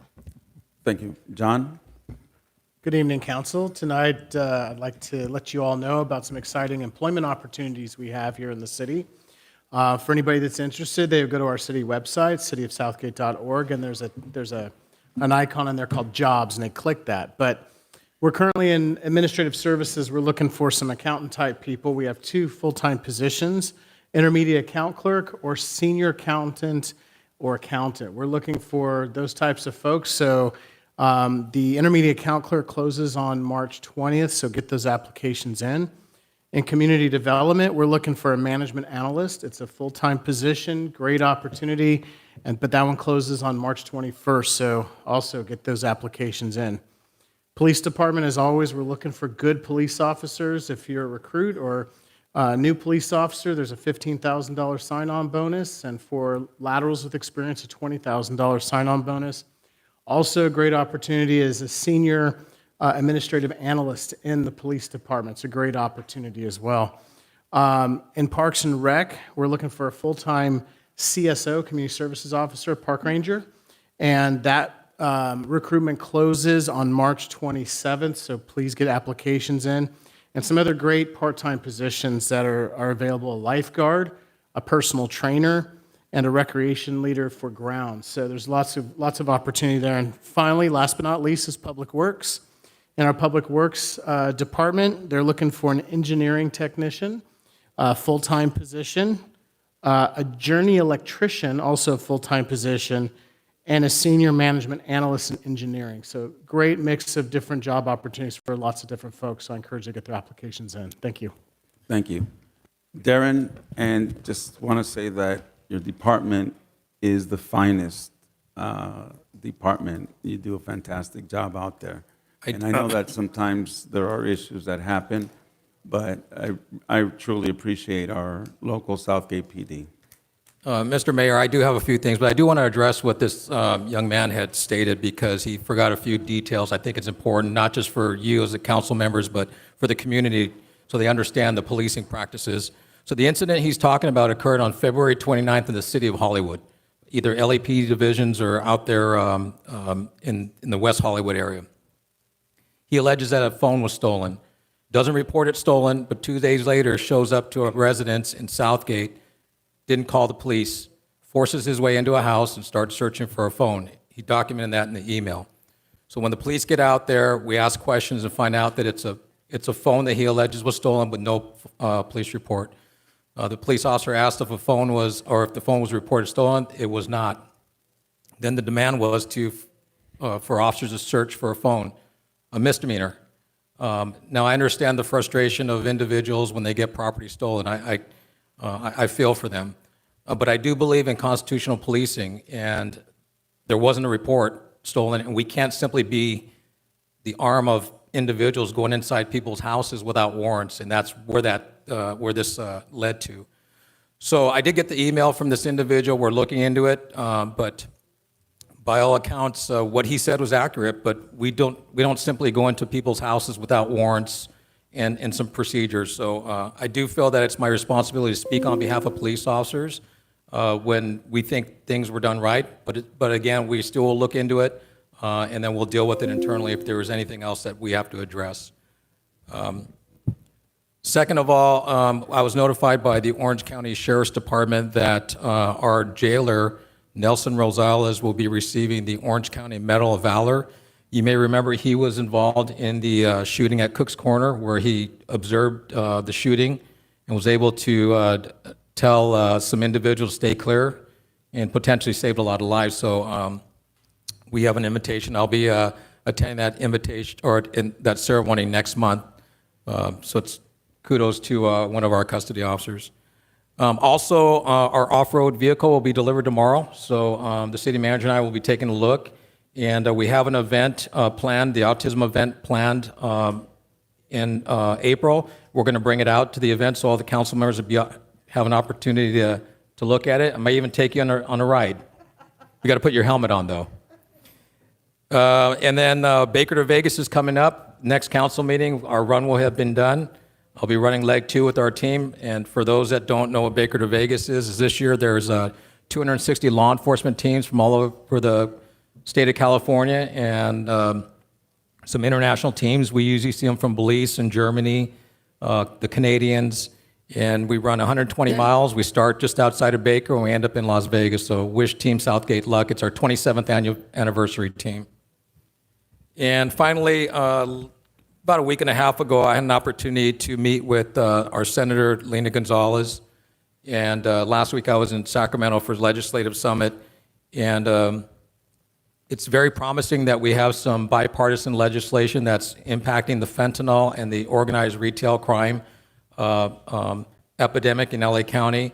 In fact, on behalf of LA County Chiefs, I wrote a letter to Senator Gonzalez in support of those bills. That's going to help us and give us some tools necessary for law enforcement to take a little bit more swifter action. And then there's some bills in there that's going to help the fentanyl crisis with more funding and required classes for drug treatment. So I think we're on the right track. I think the pendulum's swinging, and a lot of people in Sacramento are understanding the urgency of these crimes, and especially in our county. And that's all I have. Thank you. Mr. City Manager? I think everybody's done a great job summarizing everything going on here, and I appreciate the work we're all doing to help the community, and that's all I have to add. Thank you. City Attorney?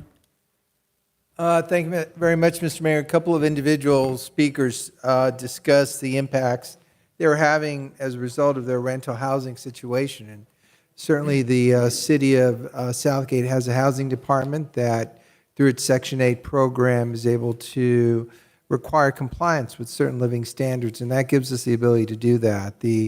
For those residents that are not part of the Section 8 program, we have lesser capacity to be able to monitor the living conditions there.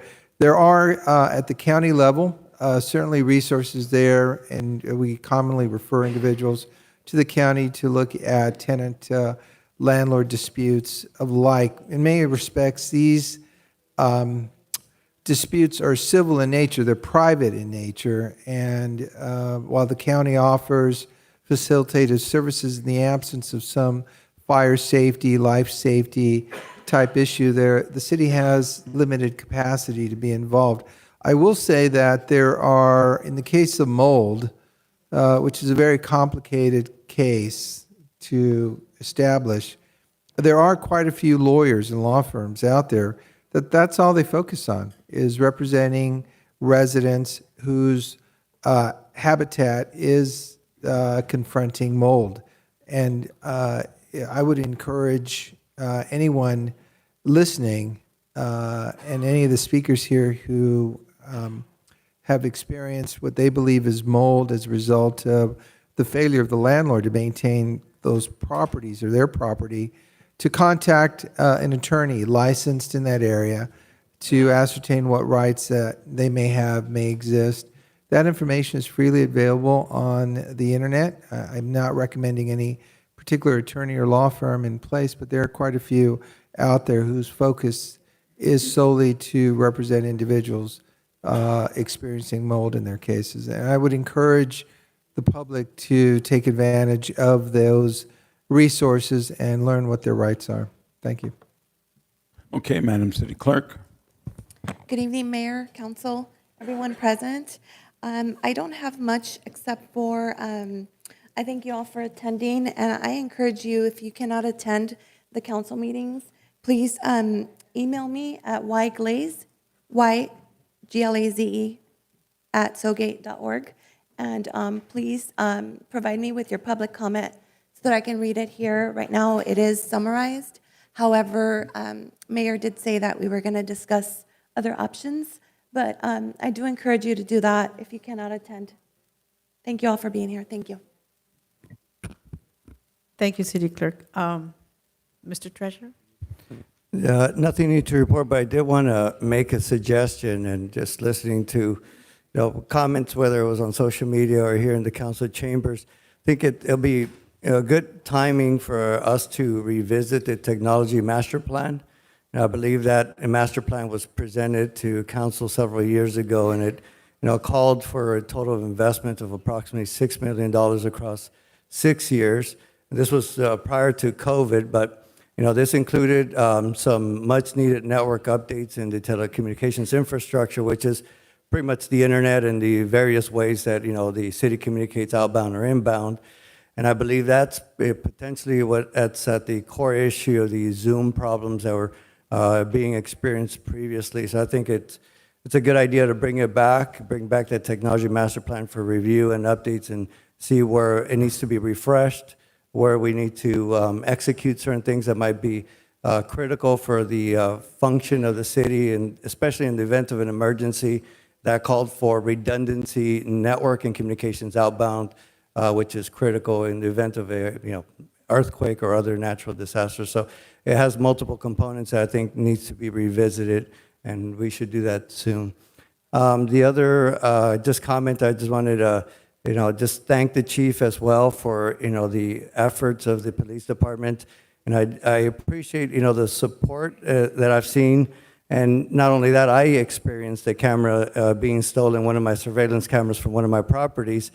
And I did the first thing is report it to your local police department immediately, because if it turns up in a different location, you want to be able to walk into a different police department with that report for the support that's needed to retrieve that. And that's the case that I experienced.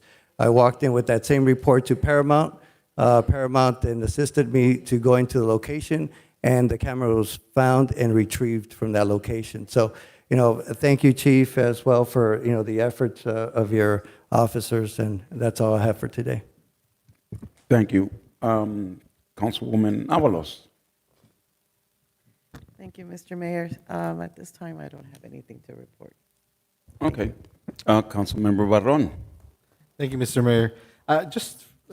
Madam Clerk, for just some clarification, the emails that are submitted by residents, though they're not read entirely to the public, the council members get the full email so that we can review. Is that correct? Correct. Emails are to be sent prior to 4 o'clock. If you do, and I receive those, prior to that, I forward it to council for them to review, and then I summarize it here. Right. So I think it's important to state that the council it reads the full report that is submitted through email. We get to understand what you're trying to tell us, what you want us to know, as if you were standing in front of us at council, letting us know what your comment was. Like most minutes in our city, we get like a summarized version of it. We don't write down every single word that is said in our minutes, and that's kind of what happens when the clerk gets these emails.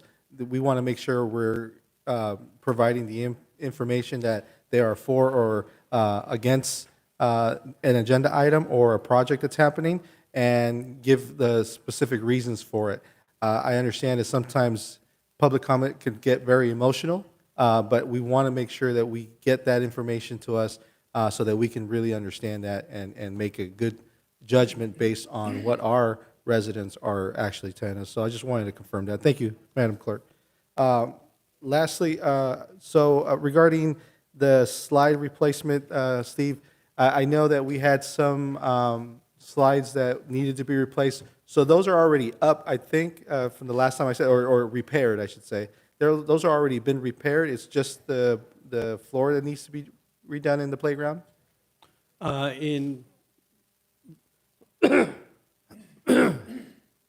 Sorry, had to cough there.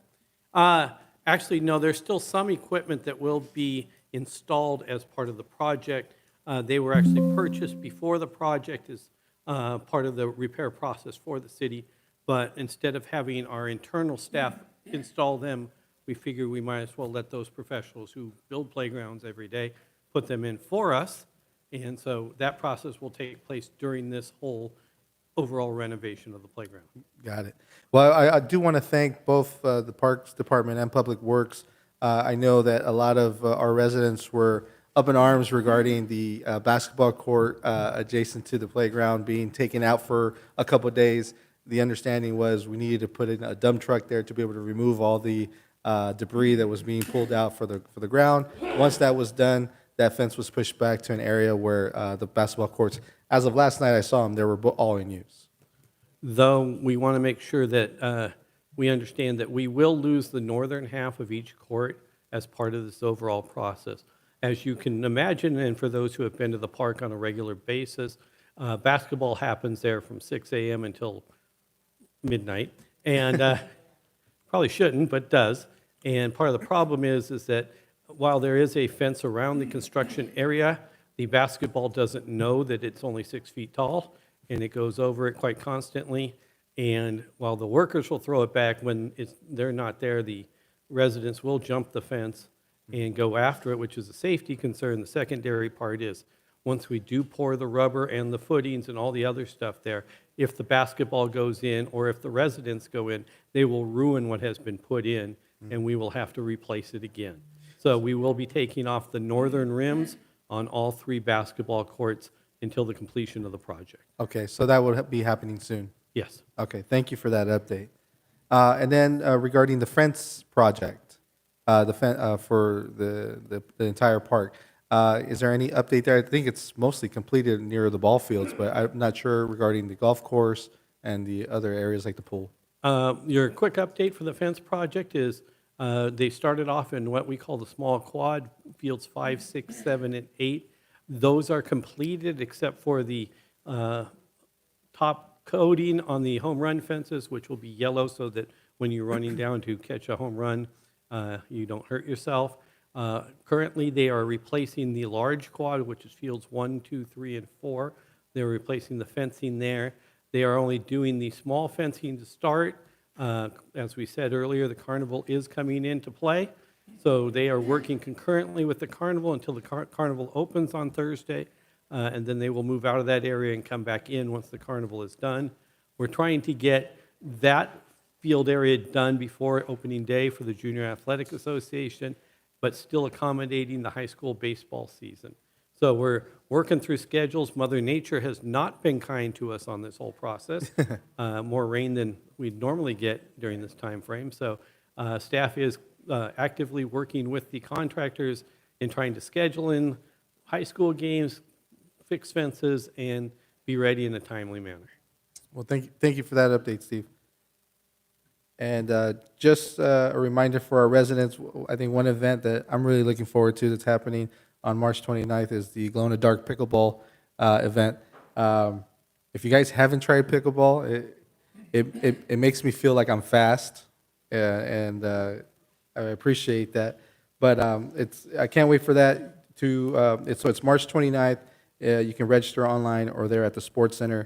And then, Chief, regarding the Baker to Vegas, I know that the police department is having a fundraiser for that, a food fundraiser. You would like to provide any information on that?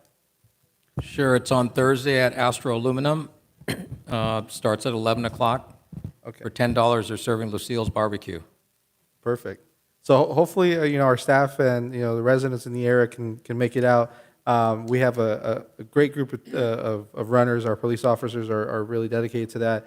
I wish I was planning on attending and being the driver. I was looking forward to being the driver, taking people to different heats.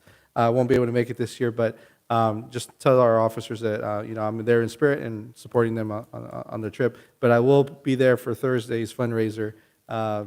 Pick up some dinner for the family. And that's all I got. Councilmember Rios. Thank you, Mayor, and welcome everybody that's here tonight doing their civic duty, showing up tonight. A couple of things I just want to mention. One is the mold. It sounds like it's a concern, and I don't know, just referring them to an attorney, it would be good. I know we've done some housing workshops. If we could focus something like this and a little bit more with, because it affects the family's health, the kids and everybody. And whatever we could do to help these families. A lot of times they don't have resources to go to seek an attorney because they're always looking for money. So whatever we could do to help these families. I know you reached out, you went out there and talked to some of them. One of the ladies that was here, did we get her address?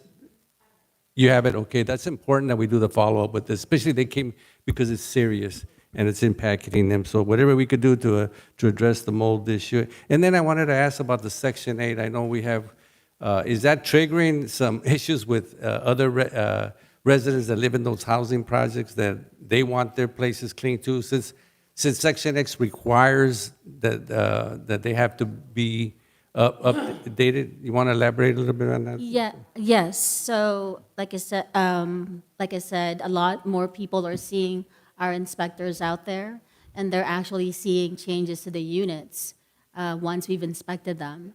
So now that they're seeing it, they're asking, or they're going up to our inspectors asking, well, why can't you inspect our units as well?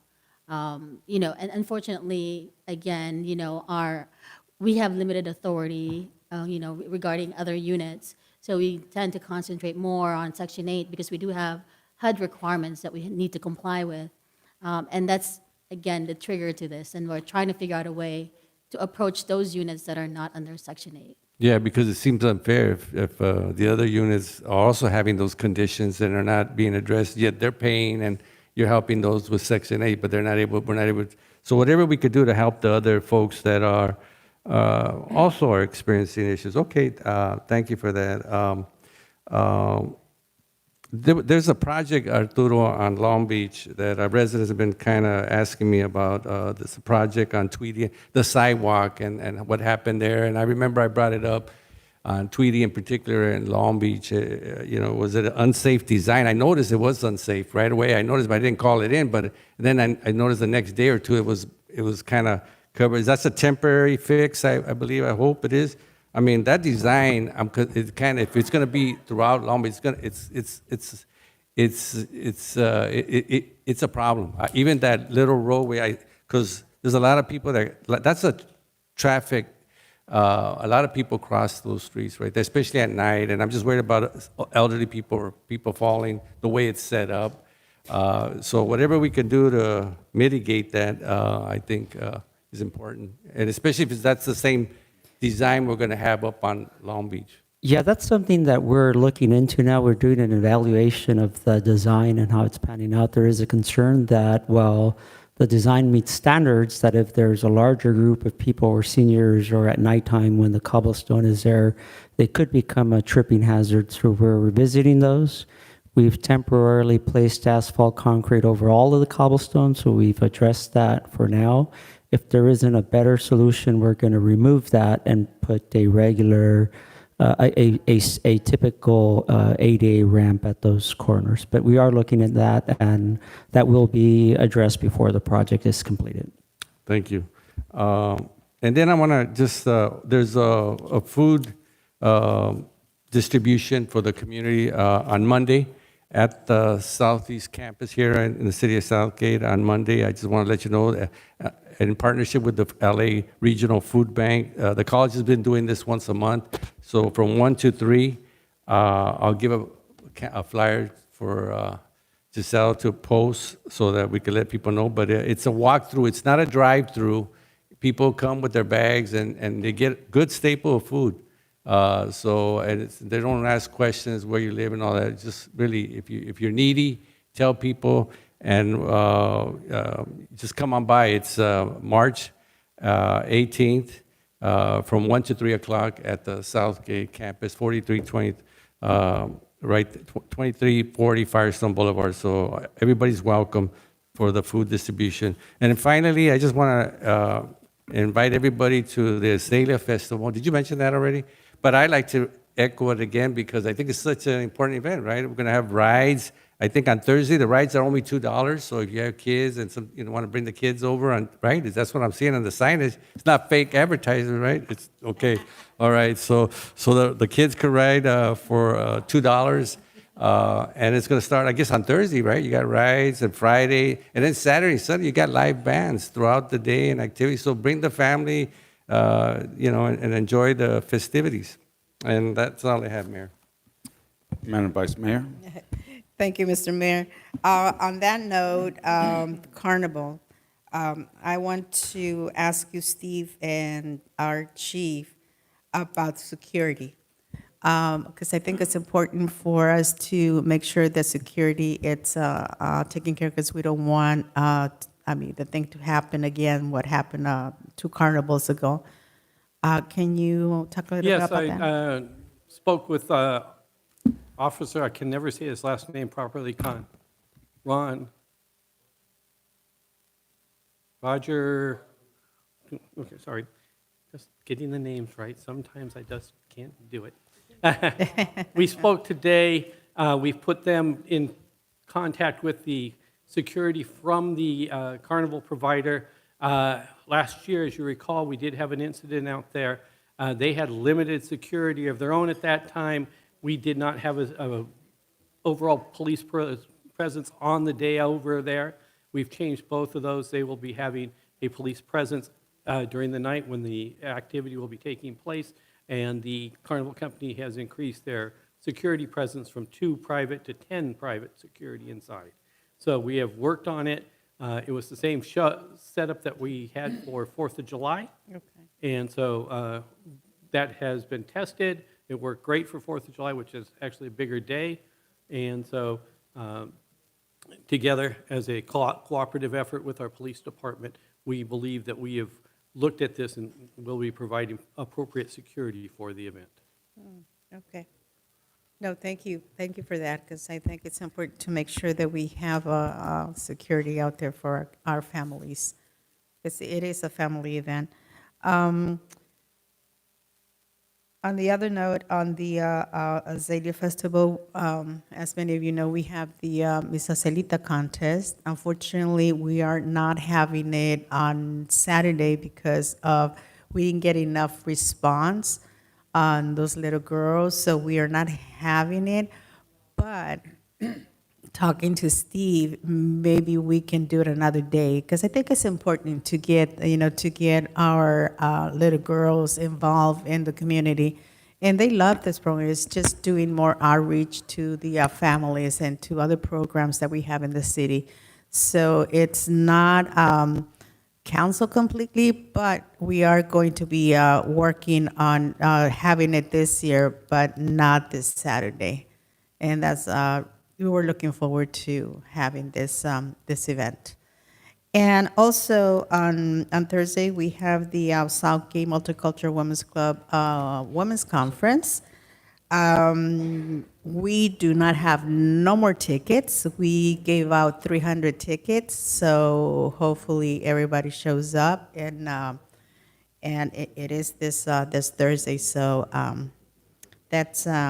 I think that's going to be very successful. We have great speakers. So one of the other things, I think that's it. That's all I have. Thank you. Thank you to everyone that came in and spoke. A couple of things real quick. So first of all, Rob, we received good news from Nanette Barragan. Can you give the briefest description of the 900 and some odd?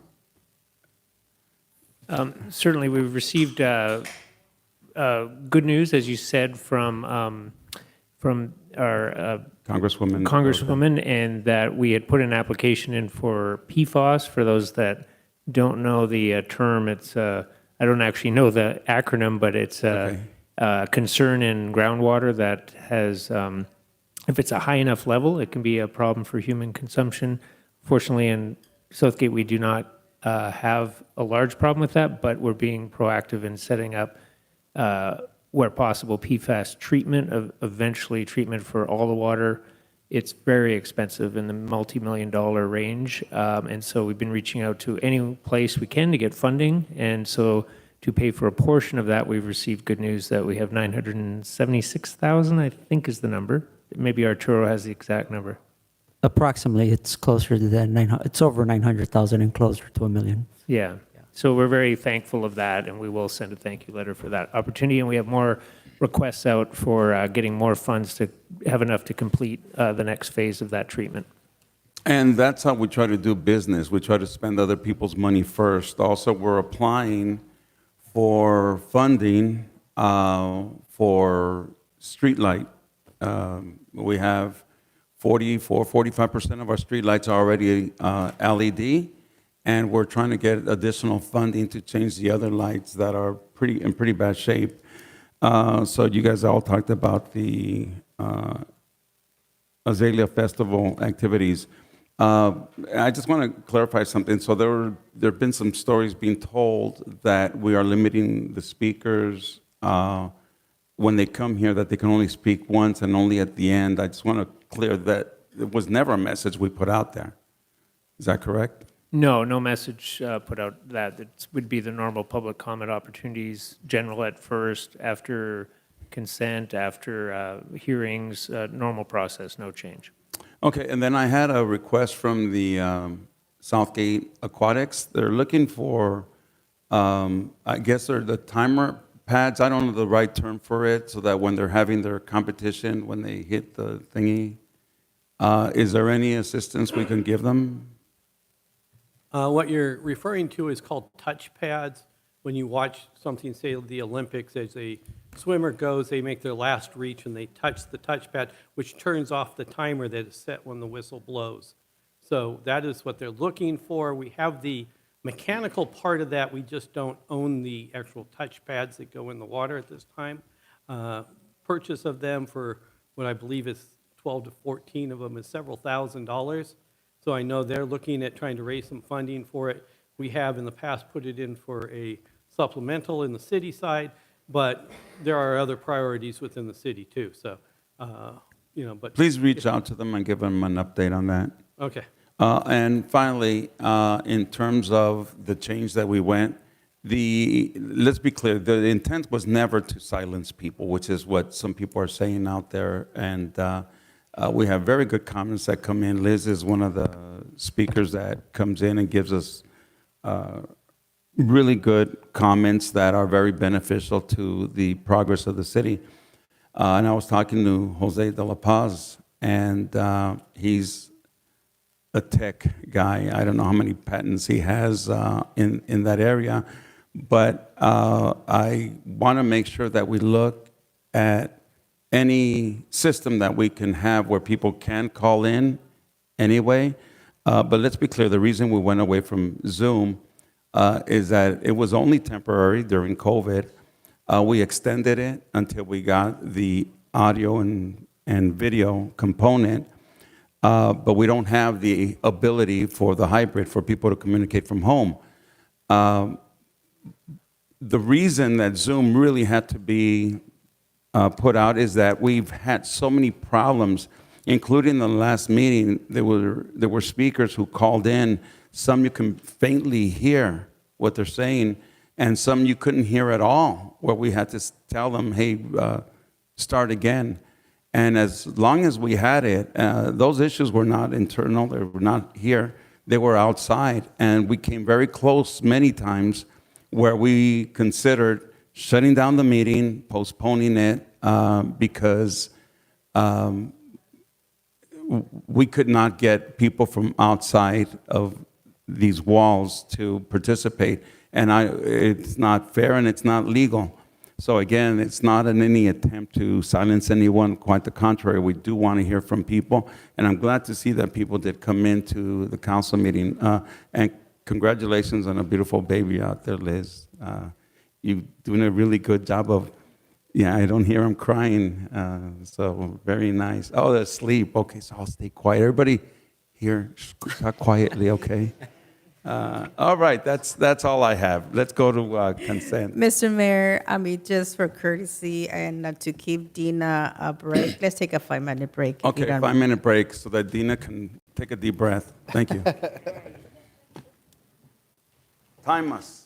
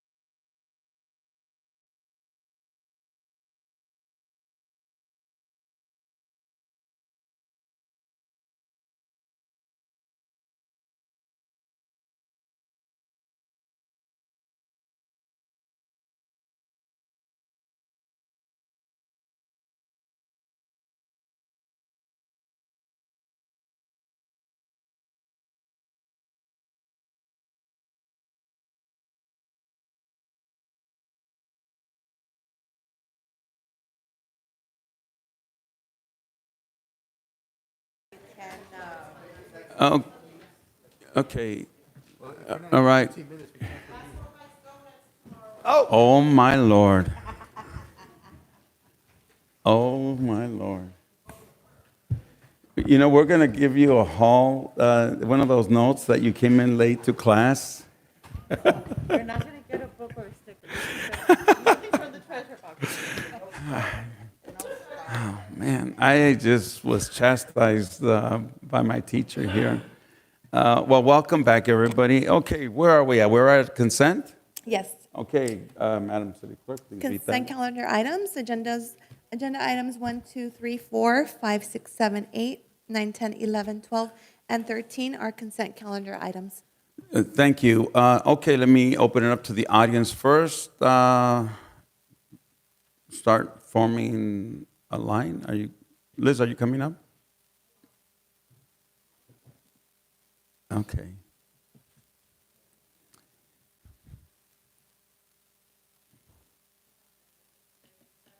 Item talking about the 710 expansion, or I mean the entrance. Which one is that one? Yeah, I tried to go through the materials on it, and I was confused about why the funding had to be changed, why it wasn't compatible. I think Measure R and some of the funds from C, but I forget which item it is. 9. 9. Yeah, thank you. Okay, next speaker.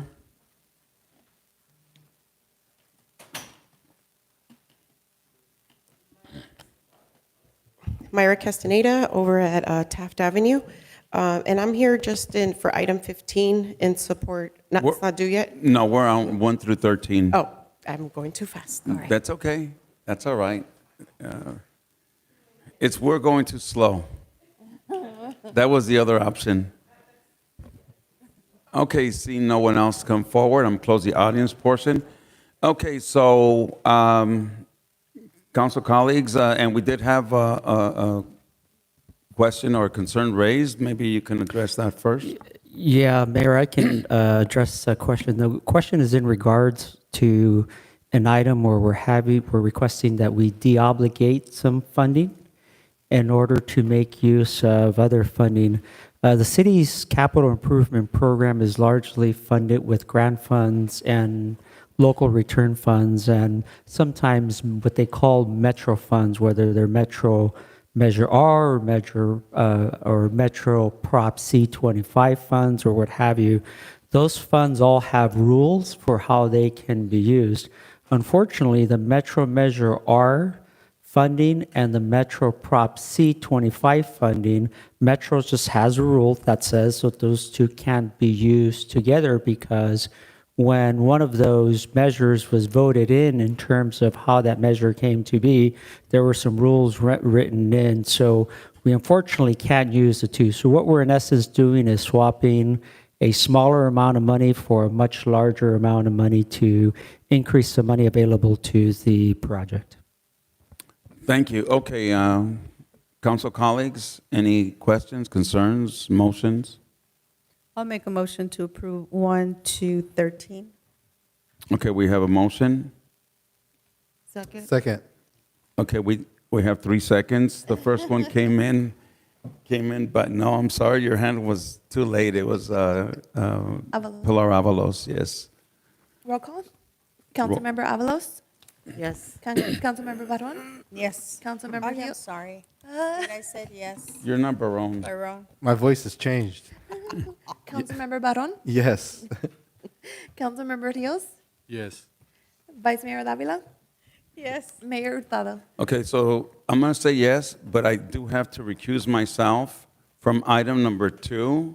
That's the Urban Orchard. And Mr. City Attorney, I have 2 questions for you.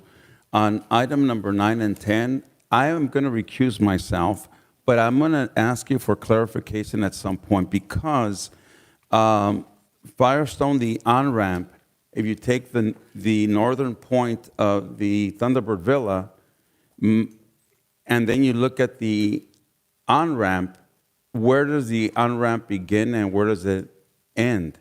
Because the way it extends, I might be within 500 feet. So I'm going to recuse myself, but I'm going to have to get legal advice from you for future.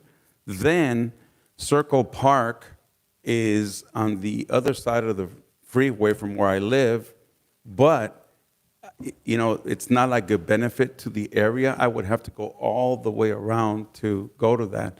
So I'll need to get clarification from you on that as well as to whether I can participate in those in the future, unless you have an answer now. On Circle K, it's Circle Park, this is not a Circle Park. 7-Eleven thing. Circle K. It's not 7-Eleven and Circle K, so here we go. We know where you get your coffee. And he didn't get it today, obviously, so I'm sorry. Maybe I was thinking about a cup of coffee at Circle K. Okay, Circle Park. The statute, it's 500 feet from, so it doesn't, it's not dependent on whether it's through vehicular traffic. It really is what they say, the crow flies. So as you just look on the map and you draw a little line to see where that goes is the general advice that I That's normally. kind of disappointing, but okay, I'll recuse myself. Yeah, and from then it. in terms of the on-ramp,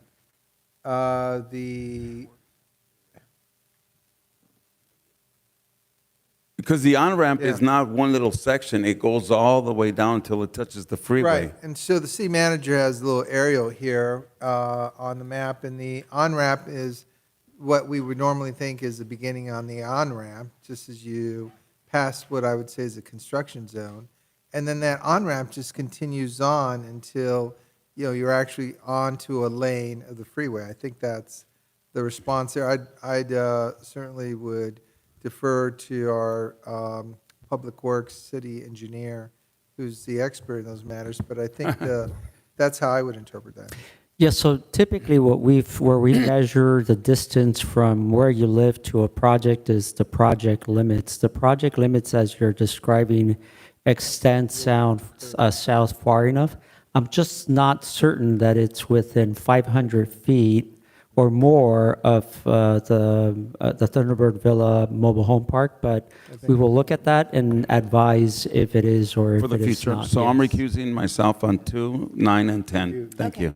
So just for the record, everyone is in favor except for Mayor Hurtado, who is recusing himself from 2, 9, and 10. Due to the proximity to my residence. Yes, thank you. Thank you. Okay. And there are some people here that are here for item 15, so if nobody minds. I don't know, but they've been long. sitting, I've had some requests to move it up, so I'm going to go ahead and move up item number 15, Okay. and then we'll go to 14 after, so. The City Council will consider receiving and filing a report on Senate Bill 329, which amended Section 36516 of the Government Code relating to City Council member pay, caps, and information on the pay rates of City Council members in surrounding cities. Thank you. Mr. City Manager? Thank you, Mayor and Council. The Agenda Bill number 15 has a full report on this. I'll give the highlights, but back in January 9th of this year, City Council requested to get an update and a summary of Senate Bill 329, which was new legislation that became effective January 1st of this year. It was called Senate Bill 329, authored by Senator Bill Dodd, and it was regarding the pay levels for city councils in the state of California. And his concern and his reason that he stated for looking at setting some top levels for council and looking at them being higher than they were in the past was his concern that, and I'll quote him, "No one runs for city council to get rich, but the low levels of pay make it harder to balance careers and personal obligations with the call to serve their community." He also said it was especially hard for working people and those from diverse or disadvantaged backgrounds. By allowing councils to adjust their maximum pay to reflect inflation, my bill will remove barriers in achieving more equitable representation in local government. So that was the rationale for the change. The specifics of the change were to create brackets by population for city categories and then look at the cap, the top rate per month that those councils could assign for their salaries, and that would be the maximum. For instance, cities up to 35,000 in population would have a 950 per month top range. Populations over 250,000 would have a top range of 3,200 per month. And then a city in the category that Southgate is in, which would be between 75,000 and 150,000, the maximum cap for per month is 1,900. per month. In that category, it compares to what does the Southgate Council make now. Not everybody's aware of those numbers, and the actual number is $790 per month. The rate was originally established at $600 a month in 1986, increased in 2017 to $650 per month, and then in 2022 increased to $790 per month.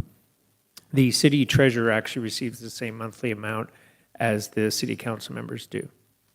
A survey was conducted to just see some similar-sized cities in the category of 75,000 to 150,000 in our immediate area. And when looking at cities like Bellflower, Downey, Lakewood, Norwalk, and Whittier, and if you were to average the current pay, it works out to about $1,188 a month compared to the $790 that Southgate has. Something to be mindful of is these caps just started January 1st, so it'll be something I'm sure cities throughout California will be looking at, and adjustments will likely be happening over time, which will adjust the comparable rates. So that survey could obviously change in the future. So that's basically a summary of the bill, what it does, the cap rates, and a comparison to some surrounding cities. The purpose of this pay was to look at the monthly rate and not any other pieces of the conversation. It looked at, and I focused on the comparable cities for an example, but I'm open to hear if there's any additional information you require, but it's handed over to the council for discussion and thought. Thank you. Thank you. At this time, I'm going to open it up to the audience. Anybody in the audience wishing to speak on this item? Oh, yeah, and then we'll go to the email. We have one email. Okay. Yes.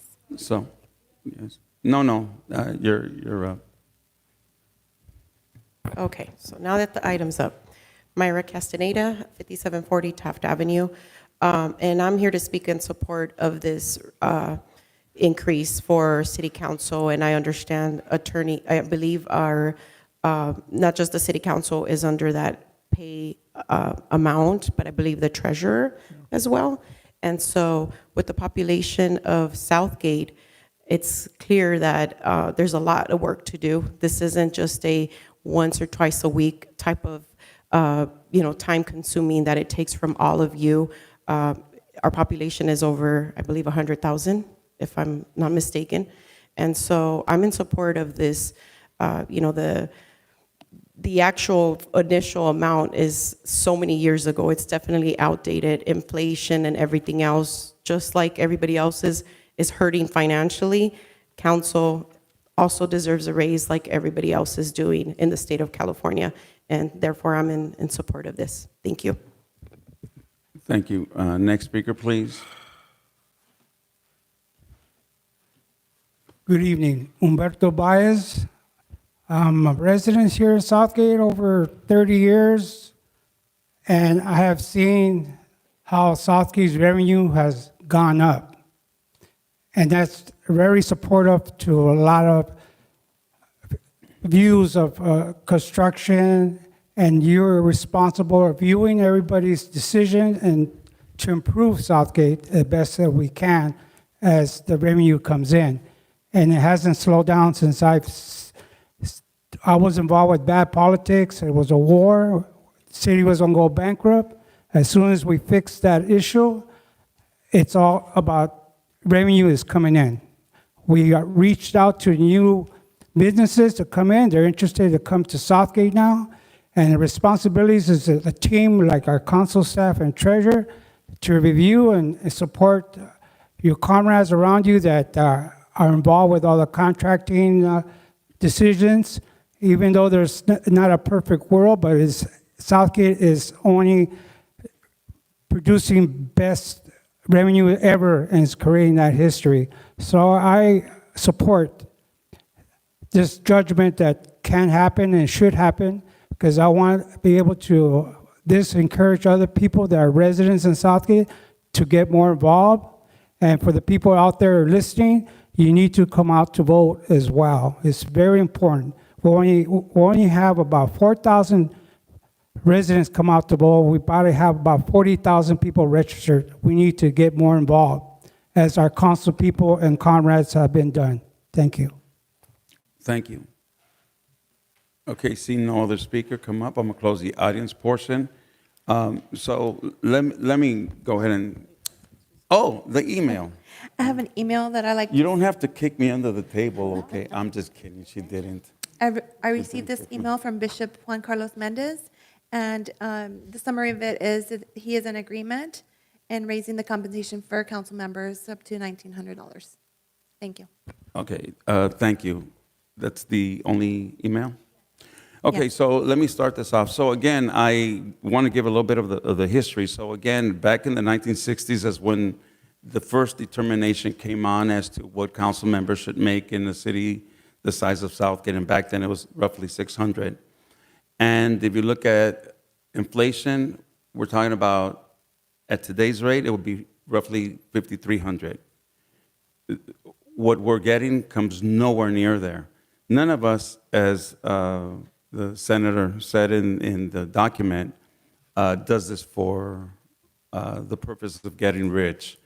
And believe me, it's not.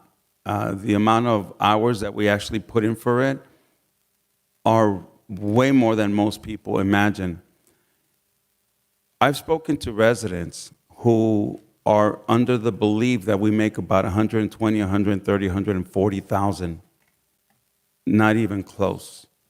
And so when the Senate bill came out, I started speaking to some members of other cities, and there's going to be a slow, but, or let's put it this way, gradual increase in a lot of the cities. One of the things that I find is a lot of cities have only one meeting a month.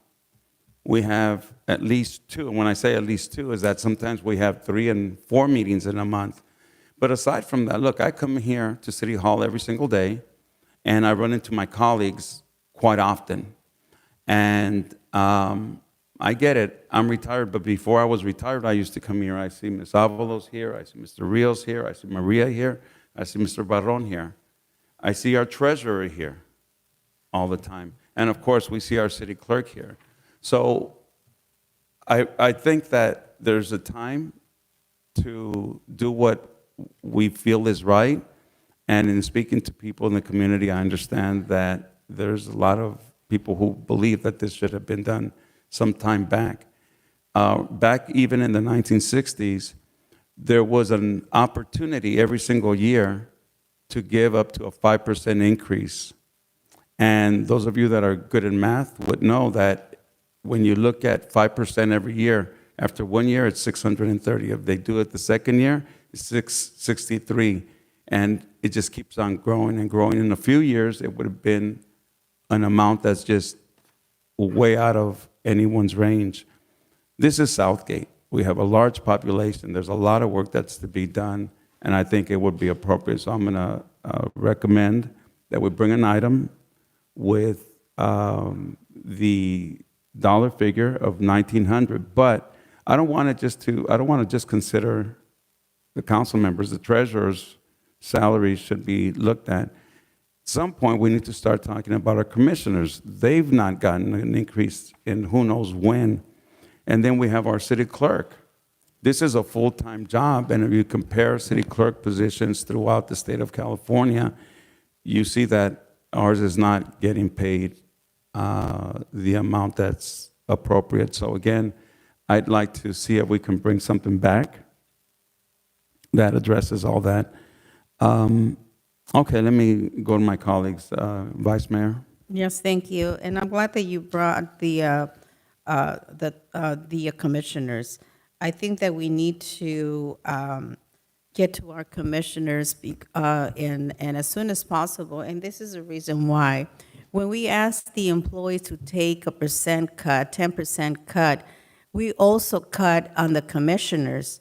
So I know CAC right now, they are getting what, $25? Yeah. So we need to make sure that that we compensate our commissioners Fairly. fair. Yeah. Fair, because they took, we as council, we took the authority, we had the authority to take that the 10% cut, without even asking them, because, we appoint them. But now is the time to, let's compensate them the way they should. And my question was, and I think I did ask and I didn't know, Darren, do we compensate the youth commission? No? They're a nonprofit. They're not, oh, okay, I see why. Okay, but no, I think that we definitely need to bring back, raising also our commissioners. Yes. Thank you. And I think I would concur with you on that, Vice Mayor Davila, to do some kind of a comparison based on the inflation that we've all experienced. And I would hope that that would kind of sort of mitigate some of the commissioners not coming to the meetings. Again, all of us up here are elected officials. We chose to do our civic duty, to go out there and campaign. Our commissioners, however, did not go out there, did not campaign. We appointed them to these commissions for them to be that voice of the community. And we should compensate them fairly and equitably. So I too am in support of this, and I do appreciate the state senator who actually looked at it, because I know that there are a lot of cities like Southgate who has not been paying council members their fair share. But again, we don't do this for the money. We do it because we care. So just recently I had a good conversation with a good friend, and her question was, is this all worth it? Being a council member and going to all of these events and, talking to legislators. And I told her, I said, that's a really good question. I said, but then I would answer that with another question. Our community, how has our community benefit from our advocacy? And let me tell you, listening that Congresswoman Nane Barragan is giving us funds, our Emirates Speaker, Anthony Rendon, has given us millions of dollars. I think each and every one of us up here take pride in representing Southgate and advocating at a legislative level. I mean, now we have our chief of police who's up there in Sacramento, walking those halls and advocating for our beautiful city of Southgate.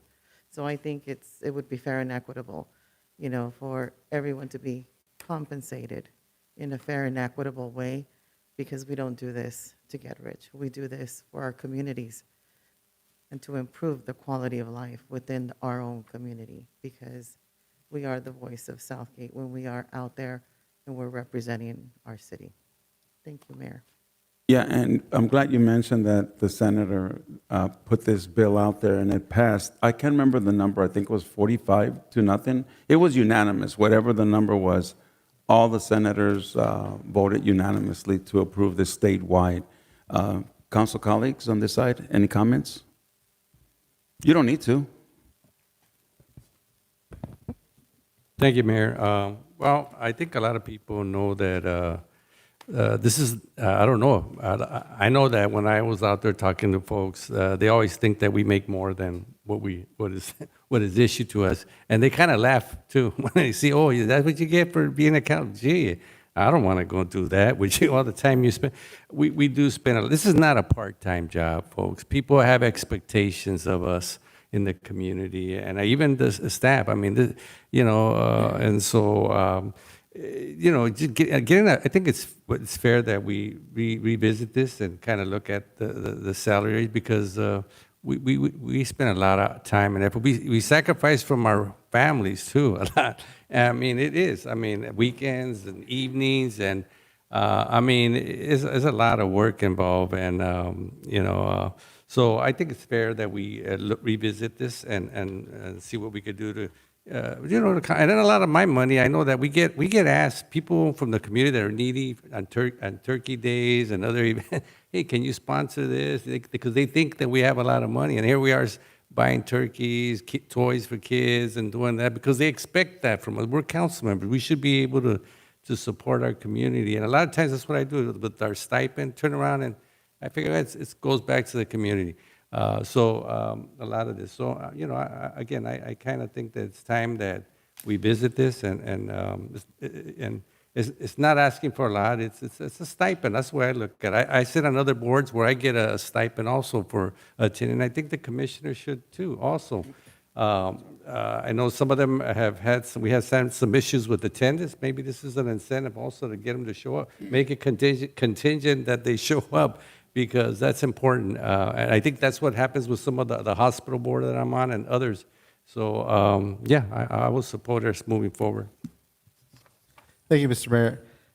Really, I'd just like to echo what my council colleagues have said, and it really is, I've told everybody, it's a part-time job with full-time responsibility, because our residents demand that of us. And I think we've all joined council for the reasons that we want to make our community better.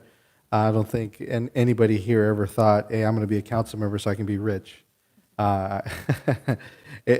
If that's what you think being in council is, you have other things that you'll be surprised when you try to join. But I do think that what this does, and one of the things that I really think is encouraging about raising the limit for council members, is it opens up the doors for other members in our community to throw their hat in the ring, right? I think we have great, young, ambitious, minds out there who maybe want to think about doing this, but when they're trying to say, couldn't I do it with a part-time job and still be able to do that? I tell you that, raising it to that limit can help that person feel a little confident and say, look, I can do this and still be able to live a normal life and have a job and be able to do that. I think it creates that opportunity. So I think in that aspect, I think there's a benefit in it. It really helps that person who's on the fence. I think that also, when we think of everybody who's here on council, I think I know 3 of us that have, full-time jobs. My day starts 5:30 in the morning in the office, and I'm usually here in the office at 4 o'clock. And I'll stay till about 6 unless I have to rush off to the park to go do a clinic till 8 o'clock at night. Maybe have some dinner if I'm up to it. If not, I wake up in the morning and do it all over again. That's our life, and we do it because we love our community. So I really would hope that this conversation doesn't really turn into look at them trying to do a money grab, because $1,900 or whatever that number becomes, I guarantee you the amount of work that our council members are doing for you, that's pennies on the dollar, guys. But I see my council members on a daily basis doing that work for the community. That's why I'm so proud of being up here with you 4, and I will continue to be that. Thank you. Yeah, so I hope you got direction on that. And again, some things were touched upon that a lot of people aren't aware of. And I think if people saw that, they would probably think differently, right? But a couple of my girls from the softball team at the high school wanted to play at the J. They can't afford it. So myself and a couple of my JA board members, we paid for them. They didn't play for free. They didn't pay, but us, we paid out of our pocket, to allow them to play. And we do that quite a bit. And again, I know that my council colleagues are often making donations to a lot of different causes. And none of us are, filthy rich. We're just struggling just like everybody else. One of my board members, I've chastised her before because she's paying for stuff, and I tell her, listen, you're struggling yourself. Oh, yeah, but they need it more. And I get it, but that's what I see here from my colleagues. They're very generous people. And anyhow, I think you got direction. Okay, thank you. So I need a motion to receive and file, and you've got direction on that. It's just receive and file.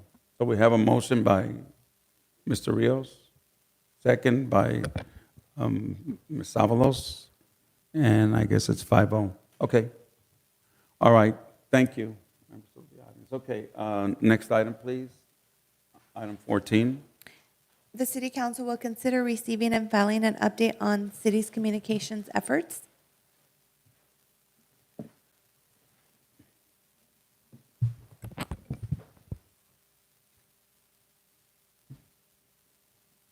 Oh, you're waiting for the Waiting thing to for the come up? presentation, Okay. Yes.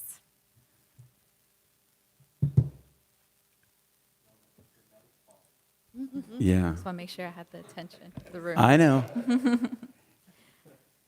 Well, while she pulls that up, good evening, Mayor and council members and the community that is here. I'm here to share a communications update for the Community Engagement Division. And as you know, last November, we did add a member to our team, a community engagement analyst. So it's been really nice to be able to have an extra person to work alongside and be able to do more for our community. And that's what we want to show today, just a little bit of update about what we've been doing. So next slide. So the first page that I want to talk about is called Hot Topics. And right here, you'll see a little video about what it is. It is we hear the residents and we hear the topics that people are talking about. Right here, you'll see the sewer rate increase. That was a pretty hot topic, and we had a lot of questions. So this dedicated page will narrow down the topics that people are talking about, and it would give them resources. As you can see in the video, there's a Q&A, there's videos, and then there's phone numbers where the community can learn more about that topic. The other one is tree trimming. I feel especially with all of this rain that everybody wants to know, when do trees get trimmed, or who do I call to get tree maintenance? And we could just direct them to this page, and that's where they can see the Q&A and the questions can be answered. So this page, sorry, can you pause that, please? I put the video so I don't have to be controlling a computer here. So the hot topics are going to be updated by city staff, and it is open, as you can see on the screen, that anyone can submit a topic to sgcommunications@silgate.org, and it's going to be screened by my department and the city manager. And we just hope that this is a good page for the community to enjoy. And next slide, please. So LinkedIn, if you don't know, it's a business and employment-focused social media platform, and we recently started putting more posts and making it more active. You can see this was our Women's Day post. We were able to engage with a lot of women from other departments, not just here at City Hall, and there's also hiring videos that we've made a little bit more attractive and putting the annual salary and benefits. And we're hoping it could just be more attractive for people that are looking for jobs. We also added photos from our employee appreciation dinner and more jobs that we're hiring for. This was the community development management analyst and our public works analyst.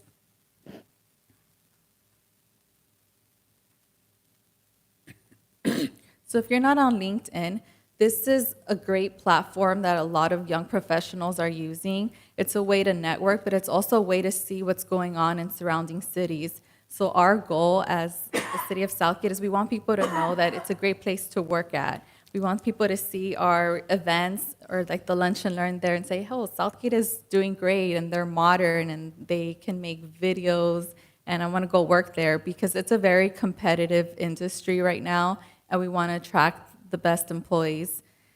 And right now, as you can see, that we have 615 followers. And just in the last 30 days that we started putting these posts, it increased by 350%, 36 new followers in the last 30 days. And we hope to just keep keeping it trend upward. And it's also a way for people that are working in the organization to share as well. Like I'm able to show with people that don't work in local government, like, hey, this is what I'm doing, this is what I do for my profession, and I think it's a great way for us to use the platform. The next one is our YouTube channel.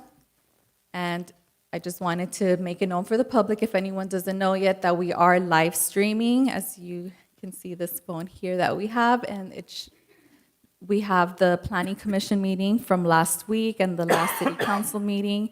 And this is going to be a great resource for residents to come in here and not just see previous council meetings, but you can see the library of videos that we have, everything from community workshops to the Miss Southgate pageants. There's Parks and Rec videos, and video is what's popular right now, and we want to keep reaching our community with more interactive videos.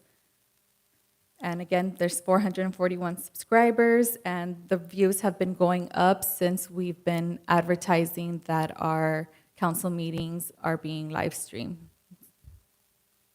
Next slide. And those were the top 3 that I wanted to speak about, but I also wanted a refresher for anyone that might not be aware of our other social media accounts. So our top 2 are Instagram with over 12,000 followers and Facebook with over 7,000 followers. And these graphs that you see, that's our reach. So even though you only have 12,000 followers, it's reaching way more people because of how social media works. If you're interacting or you're sharing, other people are watching. So that's why our reach is up to 40,000 on Instagram and over 70 on Facebook. And I want to say thank you to the council members and staff members that share our posts, because that's also helping us get the word out. And in the last 90 days, sorry, go back. We've shared 67 photos and 23 videos. And I think that shows that we are working hard, because I see other cities' social media accounts, and sometimes I don't see that many photos, information, videos being posted. So we are really trying to do at least every day or every other day, have something for our community to be informed about. Next slide. And just a few more. We also have X, which is formerly Twitter. We have over 1,000 followers on there. And I also wanted to highlight our e-newsletter that I started last year. It's been very successful, over 2,000 subscribers. And I send this out electronically every first Thursday of the month. And this past one was the Azalea Festival issue. So we had all the events and any articles from our departments. So I encourage you to help spread the word. The QR codes are all over City Hall, or you can point them to me and I can help them get subscribed to this newsletter. And in the bottom, you'll also see our other city social media accounts, because I do want to acknowledge the Southgate Police Department. They're doing a great job with their Instagram presence as well. As you can see, over 16,000 followers. Our Parks and Rec and our Southgate Museum, they also have accounts. And even though we all have our own account, it's different audiences. So that's why we're trying to help and share each other's information, because we don't want people to just know what's going on at the park or just at the PD. We want them to know citywide, like the city of Southgate is doing great, not just specific departments. And it shows that we have followers and people are active. So the total Instagram followers combined from the police, parks, museum, and the city, it's over 65,000. And I think that's a pretty good number to be at right now. And that concludes this short presentation and an update from what's going on in the communications department.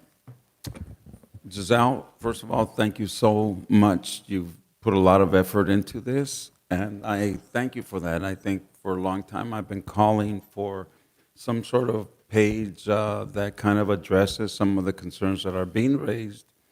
The intent was to keep it non-political, that the information that you put out is relevant to our residents, with information that is useful for, improving their quality of life. And it also addresses some of the potential misinformation that is out there. So I had the opportunity to see the two items that you had up there, like the sewer. And the way you set it up was magnificent, because you explained the process, you explained every little detail. So again, if people have not had the chance to look at it, I encourage you to do that, so you'll see the right information as to why it's on there. So let me open it up to the audience first. Members of the audience, if you'd like to speak on this, please step forward.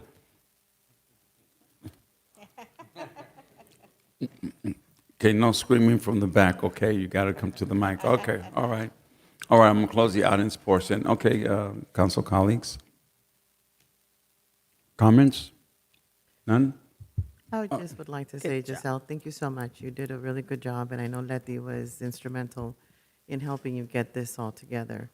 But like you indicated, 23 videos and so many pictures, it's very obvious that you ladies are sitting at that computer and doing what you need to do, even though it might look from the outside like, what are they doing? They're not doing anything. No, it's when you're on the computer, you're just focused and trying to get things in the right places and check off the right boxes. So thank you for the work that you and Letty are doing.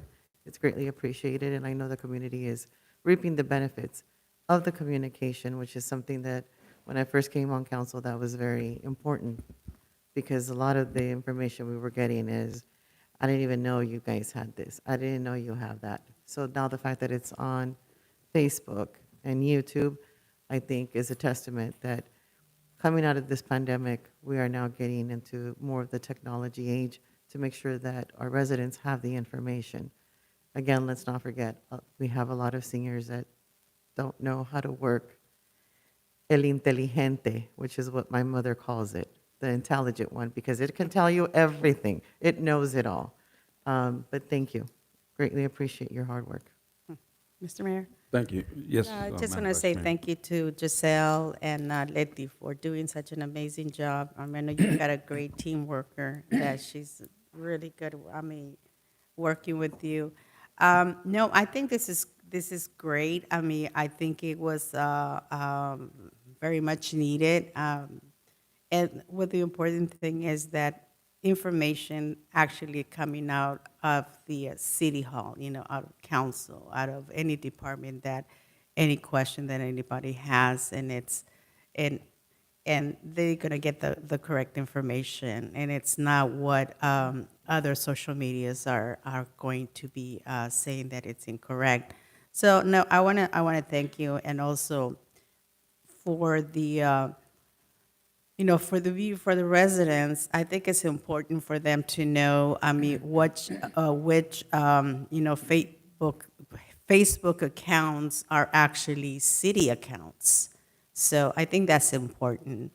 But thank you. You guys doing an amazing job. Thank you, Mr. Mayor. So I really wanted to say both you and Letty are doing a great job of communicating to our residents and doing it in a quick manner. One of the things that I've brought up in the past is, although information, we always want to be out first and fast, sometimes it's good to make sure that we're asking all the questions we need to before we make a presentation and a post out to the community.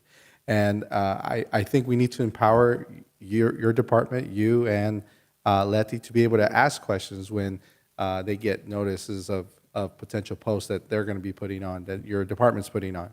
I used an example of, we had a recent rainstorm where sandbags weren't available, but we had sand, right? We posted that. We actually posted, hey, we have sand available, but no sandbags. To which I asked, we can do better, right? And I think that's the mindset that I want every department to have, not just yours. But if we're going to be releasing that to the public, then we want to make sure that we always think we can do better. Let's ask all the questions that we need to ask, figure out if there's a solution, because 10 minutes after I said we can do better, I think we did better. Arturo was able to, along with Rob, was able to find some bags for us to be able to supply there at the location, and we were able to update that post and give information to our residents that it was not just sand, but we were able to give you the full packet. And I think that's what we need to do moving forward. And I really want to make sure that when staff, and as I'm asking the department heads and Rob, please, when we're asking for something to be put out to the resident, we need to make sure we're asking, can we do better? And at the end of the day, if we say, yeah, you know what, we got it right, let's post it. That's when I think, everybody is going to be in a better spot, and our community would be in a better spot. So, of course, we're learning, and we're getting better every day. It's a new department, but how amazing we've done in just a short amount of time. So really, congratulations to you, Giselle, for stepping into this role and running with it. And really thankful that we were able to get Letty from our finance group to join you. And she's doing a great job there and makes some of the best cookies. So I'm appreciative that she's in my office. You can tell her that, Dina, tomorrow. But thank you guys for your work. Mayor, if I may, as well? Mr. Rios. Thank you, first. Mayor, and Giselle, and again, Letty, thank her for what you're doing, what you created. We had a retreat was it last year? I think it was last year, where this was a top priority, communication. That was, and it looks like we're on to something here. This is great. But I didn't see anything in Spanish, and so I think that's important. Is some of this translated, or, because I think we do have a Spanish-speaking community, and I think sometimes we let them out. We need to find a way to also reach that audience, that's out there. Yeah, some materials are translated in Spanish. Sometimes when it is something quick that we need to turn around, we don't have time to go through our translator. I think Dina's like the main translator here at City Hall, but she has her hands full. But the social media platforms do allow for translation. So if somebody has their phone, their Facebook in Spanish, our content will automatically translate to Spanish. Okay, but again, I think part of it is not everybody can navigate the social media, and especially elderly. Other people so I think that's good this is because I think that's where a lot of the younger people are, but some of our populations also, we can't forget them that, sometimes hard copies. I still read the paper, okay? I might be considered old school, but I think there's a lot of folks still out there that, whether it's the newsletter, maybe something that goes out monthly. I think it's important because we need to reach out to that population. I think that's a population that is very front and center in our events, and I think that we've always been a little behind in terms of reaching them. So whatever we can do to reach out to the Spanish-speaking population, I think it'd be a good thing for our community. So yeah. Will do. Thank you. Okay, any further comments? Treasurer? I just wanted to emphasize LinkedIn because that is the go-to platform for many people when they're looking to learn more about a company that they're looking to join. That is the first place that most people I know go to learn about the culture of that business, the company, what opportunities are there, explore the jobs that are being posted there. So it's important for us to, keep investing in promoting and maintaining our brand because that's going to be important in our recruiting process. But I do have a question as it relates to what we're doing with LinkedIn. Are we promoting our jobs in LinkedIn? Are we posting all our jobs in LinkedIn? And if we are we promoting the content so it falls into people's feeds that might be open to an opportunity? So you're saying just on LinkedIn or on the other accounts as well? Well, specifically to LinkedIn, since yes, there's other recruiting platforms, but most people might not know, the government ones or others, so they just by default are in LinkedIn looking for a job and, Yeah, we're posting the jobs on there and having the link to apply to make it as easy as possible. Yeah, and any content being promoted by HR or anyone else, the actual job postings? Yes, so we're working alongside them. So we're creating the video aspect, and they're going to provide those special benefits that might attract, for example, police officers have distinct benefits that might be appealing, or community development, or the education reimbursement. So that's where we're working closely with HR so we can highlight those special benefits. And thank you very much. And I would just encourage everyone to cross-pollinate, right? If you have a LinkedIn account or any of the other social media platforms, sharing goes a long way. We've seen these numbers now increase because, we're validating the content that's being shared by us promoting it and resharing or reposting. So if there's anything ever important that needs to be shared, feel free to text me and just alert me because I might not have it open at the time, but I'll be happy to cross-pollinate on LinkedIn or anywhere else that's needed. And lastly, the YouTube video or the YouTube channel has videos going back many years. So most people are hearing about the YouTube channel now because of the live stream, and they're unaware of the amount of content that's in there. So I would encourage the community to go in there and explore some of these past videos because I just found them to be great, and just to get some of the history of what's occurred over the years as well. So that's all I have. Mr. City Manager, you had a question, comment? Yeah, I appreciate all the comments, the work that the communication team has done, and on echoing the thoughts on LinkedIn. When I first came to the city, we didn't have a LinkedIn page, and is the number one tool for people searching for jobs. And in this competitive market, recruitment is huge. And so I'm really proud of the work Giselle and Letty have done to get us from zero to where we are now, knowing that we'll build on that even further. But and then echoing further to the idea of building a brand. So we've been having discussions. We had actually a group meeting, including some directors and the media folks at the city, of being deliberate in how we're telling our story. Who is Southgate, especially to that group of employees that are future employees that are out there, because Southgate, has a local presence, but as we're drawing staff from, 30 miles away and further out, getting the news of what's going on in Southgate, what is Southgate, what kind of staff are here, what kind of fun things do they do, what kind of culture do we have, is really important. So we're focusing that as a big effort in the next, probably for many years to come. And we're also working on, haven't started yet, but it's on the list, to build a really fun new recruitment video with some humor, real short and snappy, but just to kind of give that vibe of us being relevant, modern, and be a fun place to live. So we're hoping to get real quick snippets of a lot of things, but we might even ask for some cameos from some council members to show up in that. So be ready. Yeah, and again, look, I think this is a great opportunity. I have said this many a time, right? You turn on the news, and all you ever hear about is all the badness that's going on in this world. And, honestly, life is beautiful. I mean, there's so many wonderful things going on in the world, but nobody ever talks about that because that's not, it's not the drama people want to see or hear.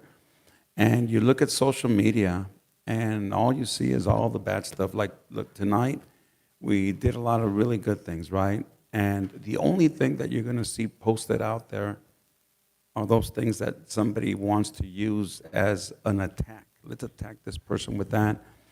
But our city's working really hard to bring resources. Meredith and her staff are out there trying to make improvements on living conditions for people, help people, open up businesses. Steve Costley, it never ends. I mean, the guy's out there always bringing resources to our parks. The fields look magnificent. The fences that are being worked on, the swim stadium. We have people coming from all over the place, but what people were focusing on social media were, look at the playground, look at the condition. Well, it gets like that because so many people come in here and use our parks. Criticism about Public Works not doing this and not. No, they're doing a lot of fantastic things. You hear criticism about our police department that, they're not doing this, they're not doing that crime is going up. But they're out there every single day risking their lives, all the department heads do a really good job of keeping their employees engaged in improving, here are the quality of life in Southgate. But this is an opportunity to showcase a lot of the things that are being done, and hopefully the word goes out. And some of the misinformation, and as I've said before, some of it is not misinformation, it's disinformation. It's a deliberate attack on all our staff. And, I think there's an opportunity here just to clear some of that misinformation that's out there. So again, great job, and hopefully we do see a lot of things. And I encourage everybody and anybody who's out there to send in requests. Is this happening? How do we get this? And we're able to put not only information, but really good videos out there. I know that the police department was doing some videos. Maybe you can kind of sort of add them to this or add additional stuff. And John, you do a great job of notifying us of job opportunities. This is an opportunity to put down, these positions that are open. I'm sure that Arturo would want to see some additional help out there somewhere. So again, I'll entertain a motion to receive and file. Okay, motion here. Well, they beat you to it this time. Okay, all right, we have a motion by Mr. Rios and a second by Councilwoman Avalos. No objection. Okay, 5-0. Item number 16. Huh? Item number 16. We're going to item number 16, yes. The City Council will consider approving the warrant register for March 12th, 2024. The grand total is $644,088. Thank you. Mr. Auditor? Thank you, Mr. Mayor. I'd like to go ahead and open up to any member here in the audience that had any questions regarding any warrant register items. No? Okay, thank you. Seeing none, and there's no emails regarding this. I do want to bring up a discussion. I don't know if, Wendy, if you would like to discuss this. And I have a question regarding it. Do we inquire any late payments because of our process that we have with how we issue checks based on council meeting schedules?